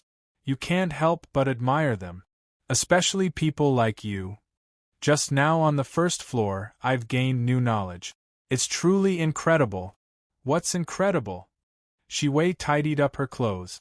Her face was smiling like a flower. She was familiar with the venue. She was a very good partner, so she took out her curiosity and inquired at the right time. He Donglu asked curiously, You didn't see? Oh, you went to take care of that little Barbie. That's truly a pity. You don't know this, but when Brother Luo entered the hall on the first floor, at least a third of the people stood up in a hubbub. They all called him Teacher Luo. How could it be like this? Shi Wei's professional acting skills allowed her astonished and amazed posture to be on point. In comparison, He Donglu's flattering technique was quite lacking. Plus, he was a layman to begin with. No matter how vivid his words were, it would only make Luo Nan feel awkward. There was no better effect. Luo Nan looked at his watch. Right when he was thinking about whether or not he should give a few words of warning, He Donglu finally ended his introduction under Shi Wei's hint. He rubbed his hands and entered the main topic. Hey, I'm a layman. There are some things that I can't explain clearly, so I won't say too much and make a fool of myself. I just need to show my admiration. Then let's have a straightforward. The hedonistic young master played with the tone of the Jianghu quite well. Luo Nan felt that these words were more pleasing to the ear than the previous words. He nodded and said, "Just say it. It's like this. I've heard news these past few days. It's about the demonstration equipment related to classroom number 14. Demonstration equipment?" Luo Nan was stunned. He really didn't understand. It was the day before yesterday or the day before yesterday. You made a few bracelets and distributed them. You said you were experimenting with the dynamo core. A certain person's mouth was full of layman's words, but Luo Nan understood the meaning.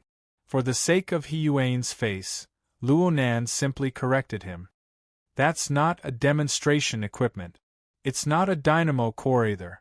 It's just a test product that simulates the effects of the dynamo core. It's similar to an integrated chip. It's a tool that coordinates the operation of the blood intent ring. He Donglu actually didn't understand, but he seized the opportunity to slap his thigh. Oh right. It's this. It coordinates the blood intent ring. Speaking of which, brother, do you have any plans to mass-produce this toy? Luo Nan went, oh. He repeated the positioning from before. This is just a test product. If there's a market, then it's called a product. He Donglu wasn't good at this, but he was used to being a hedonistic young master. He really had a heroic spirit of his own. Let's be frank. My family wishes to cooperate.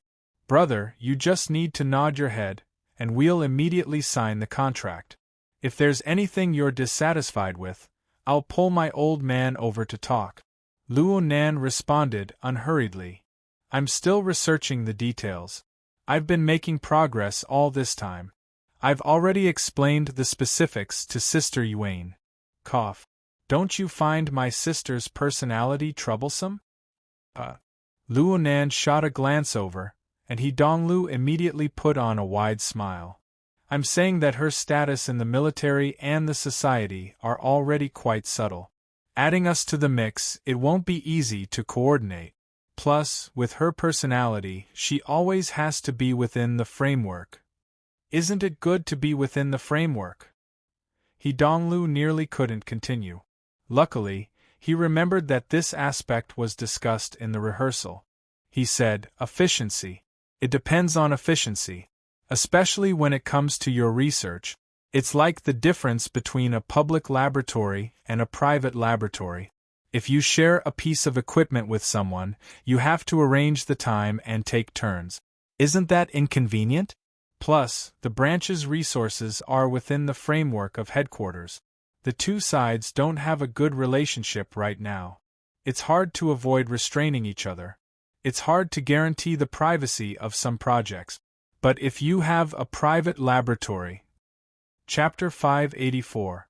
The jeep crushed through the night, speeding along the high-speed magnetic rails on the outskirts of Xia City. Clara was silent the entire way. She was also in a daze the entire way. She only came back to her senses a bit when she saw that they were about to meet the splendid lights of the city. This was due to Baiyu's message reminding her. Where are we? Don't turn around. It's freezing me to death. Baiyu's message was followed by an emoticon of teeth chattering and shivering inside an ice cube. Clara couldn't help pursing her lips into a smile. She looked at the night outside and used the virtual keyboard to reply. We've already entered the rooftop area. The virtual keyboard's luminous effect flickered in the back seat. The little girl always loved to design a few gorgeous colors. She usually felt that they were quite gorgeous, but when she saw the slender figure and the calm and serious face of her peer under the gaudy colorful lights, Clara suddenly felt that the spacious back seat of the car had become cramped. The complicated emotions she had suppressed with great difficulty in the previous half-hour were like the flickering lights in the car. They were completely exposed before the eyes of others. At least that was what Clara believed herself to be. She subconsciously held her breath and turned off the keyboard. She wanted to return to her previous state of silence. The person next to her seemed to turn his head to glance at her. It also seemed that he didn't, but Clara felt her entire body become sensitive. Her slightly curled long hair touched the exposed nape of her neck. It was clearly a bit damp. The 20-minute car ride had yet to dry the humidity of the villa's hot spring. It was just like the weeds in her mind. Back then, Shiwei had intentionally or unintentionally hinted that her own fantasies, including her preparations to abandon herself to despair, appeared absurd and lowly in front of the magnanimous actions of her peer, whom she had only interacted with for half a day. Clara still didn't know, or perhaps she didn't want to know, whether or not Luonan understood her preparations. She could only hang her head like a quail. She allowed her fantasies and illusions to weave into a net in the darkness, tightly binding her head and chest. She found it hard to breathe. The incorporeal needle of time suddenly sped up and then slowed down, teasing and tormenting her to its heart's content. This feeling, which could only be experienced by herself, seemed to be even more unbearable than the conflict outside the restaurant an hour ago. Until the jeep reached its destination. "That's by you." Luonan finally opened his mouth. The jeep cut into the city road as he spoke, slowly stopping by the side of the road. Bai Yu, who had wrapped herself up like a hairy ball, was hopping around under the streetlights. She saw a small tank-like SUV come over, and she subconsciously jumped back a step. Only then did she see the car door open. Luonan, dressed in thin casual clothes, got off the car. Clara came down from the other side and circled around the back of the car.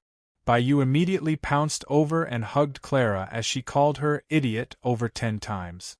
Clara originally thought she had overcome the most difficult hurdle, but as soon as she heard Bai Yu's words, the emotions hidden in the corner of her heart broke through the dam. She hugged Bai Yu and started crying again. Luonan was truly helpless when faced with this sort of situation. He immediately had thoughts of fleeing far away. He watched as Clara wholeheartedly hugged Bai Yu and cried. Bai Yu came back to her senses a little, so he focused his voice and whispered in her ear, "Your house is nearby, right? Clara, take care of him. Call me if anything happens." Bai Yu was dressed like a hairy ball, and she still had to hold Clara, who was crying so hard that her body went soft. She swayed back and forth, struggling quite a bit. She couldn't help but open her eyes wide when she saw Luonan actually shake his hand and leave. But she was unable to criticize him, so she could only pout. "My house is right behind me. Don't you want to go sit? I have an appointment with someone. I'll be leaving first." Luonan didn't have the leisure to watch the two girls hug each other and cry bitterly. Plus, he wasn't lying. His daily schedule was packed to the brim. He really did have to meet with an important person in a bit. He turned around to leave, but he saw Bai Yu being hugged by Clara. Bai Yu looked like she couldn't even move a single step. He thought for a bit and finally decided to do something good to the end. "Get in the car. I'll take you guys to your house. Clara, you're going to sleep at your kid's house today, right?" Bai Yu let out a puff of white steam. "Oh my, I nearly thought I was going to dribble the ball and run." The young girl had no filter on her mouth, and her analogy was gravely wrong. This actually caused Clara to be unable to continue crying for a time. Luonan was helpless. He could only invite the two girls into the car and let Bai Yu lead the way. They drove to the residential area in the back. Clara was much more relaxed now that she had a friend by her side.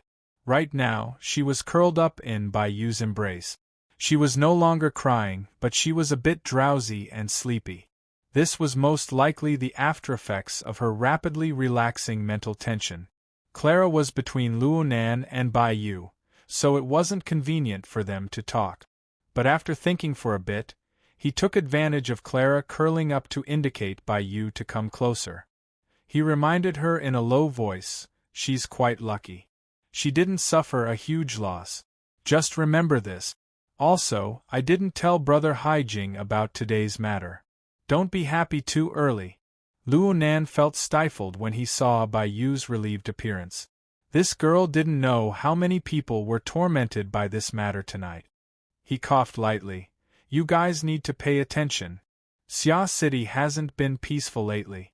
It seems like some sort of virus is spreading. My sister is also in this circle of yours. It really is very complicated. The more you make friends like this, the more cautious you need to be. Otherwise, you'll be caught off guard. I'll help you guys get in touch later. You guys can all go get your bodies checked. Bai Yu's eyes widened once more when she heard the arrogance of his age and seniority. She hated that she couldn't open her mouth and bite a certain someone. But at this time, God's off-road vehicle accurately stopped outside of Bai Yu's house. Luo Nan didn't give Bai Yu a chance to speak. He drove the two girls out of the car and drove away. Behind him, Bai Yu fiercely waved her fist at the taillights of the car. Luo Nan could only shrug and look at his watch. It wasn't even 9 o'clock in the evening. Their schedule was quite frugal. That's right. Ever since He Dongluo's request for cooperation was rejected by him, the rest of the meal relied entirely on Shi Wei's top-notch level of communication. Only then were they able to enjoy themselves to the fullest. The duration of this meal wouldn't be too long. It ended around 7:30 p.m. Then came the examination of Clara and sending her off. Most of the time was spent on the road. Luo Nan sighed and rubbed his head. His thoughts weren't particularly smooth. He felt that it was strange when they talked about cooperation during the meal. The relationship between He Wen and the He family seemed to be a bit more distant than he imagined. He Wen was clearly the one who transferred the invitation this time as a middleman. Ever since the lecture on the 14th, Luo Nan's private communications had always been in friend and family mode. Anyone who wasn't in his address book would automatically be rejected. It was all thanks to He Wen that He Donglu was able to contact him. And it was because of this that Luo Nan looked down upon He Donglu, or perhaps the He family behind He Donglu, who wanted to start a new business. If it weren't for the fact that the young master of the He family had resolved the winter solstice challenge, Luo Nan wouldn't even be bothered to smile at He Wen. Luo Nan pondered for a moment. He felt that he still needed to communicate with He Wen. At the very least, he needed to report today's situation. He directly dialed He Wen's hexaear number. This time, the call connected very quickly. Mr. Luo? Sister Yuan, I've met with He Donglu. The greeting gift he gave me was quite good. He resolved the matter of Gym Master Xiu's Winter Solstice Challenge. However, looking at his intentions, he wants to obtain the technical authorization for the brick, produce it, and sell it on the market. I didn't agree. The so-called brick was the bracelet mentioned during the meal. It was the imitation dynamo core device that Luo Nan had designed for the sake of consolidating the results of the blood intent ring. Why did he choose this code name? One reason was because the blood intent ring's original name was Fortress. It could be considered a brick and a tile when dismantled. The other reason was because Luo Nan was ridiculing himself. The technical content of this toy wasn't high. Luo Nan felt that it wasn't even comparable to the elementary dynamo core product in Gym Master Xiu's Tai Chi ball. It was barely at the level of the integrated chip that imitated the functions of the dynamo core in the burner simulator system of Frost River Reality. It had a weak structure, a single function, a low-quality product rate, and a high failure rate. The frame of the blood intent ring was still floating in the abyssal region. It did have a bit of a guiding effect. Otherwise, it would have been too heavy to use as a toy. From Luo Nan's perspective, this brick was the most standard of failed products. It had the backing of the virtual brain system. It had a detailed user manual as a foundation. He had copied and copied, but the first product he created was actually this toy. He himself was ashamed to the point of being flustered, let alone others. So when He Donglu brought up the matter of cooperation with this thing, Luo Nan felt that it was a slap in the face from his perspective. Even if He Wen wasn't there to separate them, he would still pass it in the first instant. He Wayne did not inquire about the reason or the details regarding Luonan's decision. This was her special quality that made people feel comfortable. She absolutely wouldn't waste her breath on things that had already happened. She just used the most practical angle to cut in and seek a more appropriate solution. Donglu is just expressing his attitude. There's no harm in refusing. It won't affect the He family's overall attitude. I remember Mr. saying that you wish to further perfect the design of the brick. If the current research and development conditions provided by the branch are able to satisfy your needs, then there's no need to be in a hurry to deliver the result. We can avoid being distracted. Luonan felt that He Wayne had spoken to the bottom of his heart. With 2 hours of dinner time tonight, he could do anything.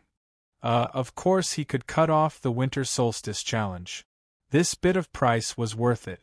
Luonan naturally had to express his gratitude. In any case, I will certainly be indebted to you for helping me resolve Jim Master Xiu's troubles. I've spoken to He Donglu. Sister Yuang, you might as well help me pass on the message. Luonan's words actually contained the meaning of, I only recognize you, from the He family. It could be considered a small gesture of support. But He Wayne just replied, Donglu only needs to say it once. Besides, this is what the He family should do. Luonan didn't understand these words. Then He Wayne changed the topic. Mr. Luo, I've already sent over the latest information regarding the investigation of the mutant infection. It mentions that although Lon Lin is a carrier of the virus, the relevant departments have already made him harmless after the incident at the municipal plaza on the 17th of last month. We can basically eliminate the possibility of him becoming a source of transmission again.